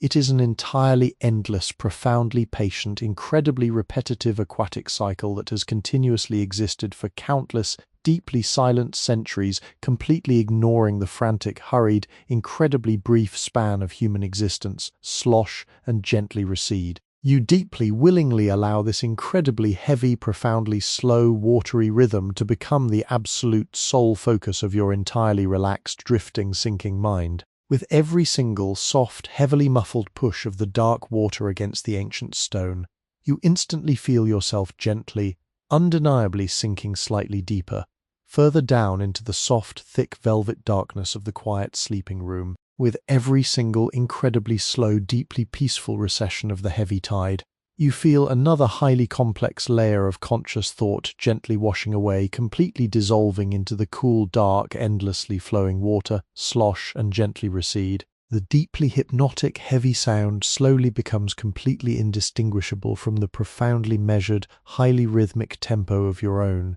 deeply heavy, perfectly resting breathing. You slowly breathe in deeply with the liquid rise of the ancient water. You peacefully exhale completely with its profoundly quiet, incredibly heavy retreat. You are now entirely unmoored, gently drifting in a state of profound, absolute, unyielding, heavy suspension. The heavily textured, beautifully layered smells of the 17th century studio, the deep, intensely earthy river mud, the incredibly clean, slowly fading lavender spike oil, and the sweet, completely dry, softly lingering ancient pine smoke have perfectly blended into a single, deeply comforting, incredibly soft, heavy perfume that deeply fills your completely relaxed lungs. You are absolutely no longer a separate, heavily observing entity. You have miraculously merged with the incredibly deep, profound, heavily ancient stillness of the entirely dark, timbered room. You physically feel the immense, heavily grounded, undeniable weight of the massive, dark basalt grinding mortar entirely resting within your own heavy, sinking, tired bones. You beautifully feel the mathematically flawless, perfectly centered balance of the entirely stationary, incredibly heavy wooden and iron kickwheel completely resting within your own calm, silent spirit. You deeply feel the incredibly vast, entirely boundless, silent patience of the incredibly dark, deeply wet earth resting completely within your own, deeply quiet, heavily slumbering, slow heart. There is absolutely nothing left to fear in this dark place, nothing left to frantically change, nothing left to heavily accomplish. You are deeply surrounded, perfectly protected, beautifully held within the incredibly thick, heavily insulated, completely moss-covered brick walls of profound history itself. The intensely dark, centuries-old silence entirely envelops you, acting as a profound, incredibly soft, completely impenetrable barrier against any stray, highly disruptive, frantic modern thoughts that might desperately attempt to suddenly wake you. You are completely, profoundly safe in this highly hidden, incredibly ancient, beautifully dusty, perfectly heavy sanctuary. Deeper and further down you slowly, gently sink. The highly muffled, distant sound of the dark, heavily flowing canal water becomes even more distant, fading into a deeply quiet, soft, rhythmic murmur at the absolute edge of your heavy, drifting consciousness. Slosh and gently recede, down, completely down into the heavy, bruised velvet shadow. The golden light of the focused 17th century morning is absolutely gone. The deeply detailed, sweeping, intensely matte grey lines of the dark cobalt paste are completely swallowed by the incredibly deep, heavy, perfectly encompassing night. There is entirely nothing left but the deep, heavily comforting void of pure, unyielding, heavy rest. Your heavy, tired, sinking limbs are completely weightless, yet profoundly anchored to the quiet, sleeping ancient earth. The intensely deep, incredibly ancient 17th century night has entirely claimed you, beautifully wrapping you in its profound, deeply peaceful, entirely unhurried, heavily silent, intensely protective embrace. Let go entirely, completely, beautifully let go. Drift slowly, entirely down into the incredibly deep, profoundly heavy, completely absolute, intensely beautiful, dark, sleep, deep, profound, incredibly heavy, perfectly peaceful, absolutely endless, entirely uninterrupted, completely total sleep. Let the incredibly dark, heavily quiet, intensely ancient, perfectly silent history completely, entirely hold you. Drift completely, beautifully away. Sleep perfectly, deeply, absolutely, completely sleep. Welcome to Sleepy History with Wesley, your personal sanctuary of ancient tales. Here, we blend authentic historical events with gentle AI technology to recreate immersive, soothing journeys through time. This channel is crafted specifically for relaxation and sleep support. TAND is not a substitute for professional medical advice. For your safety, please do not listen while driving or operating machinery. Now, close your eyes and let history carry you into a peaceful sleep.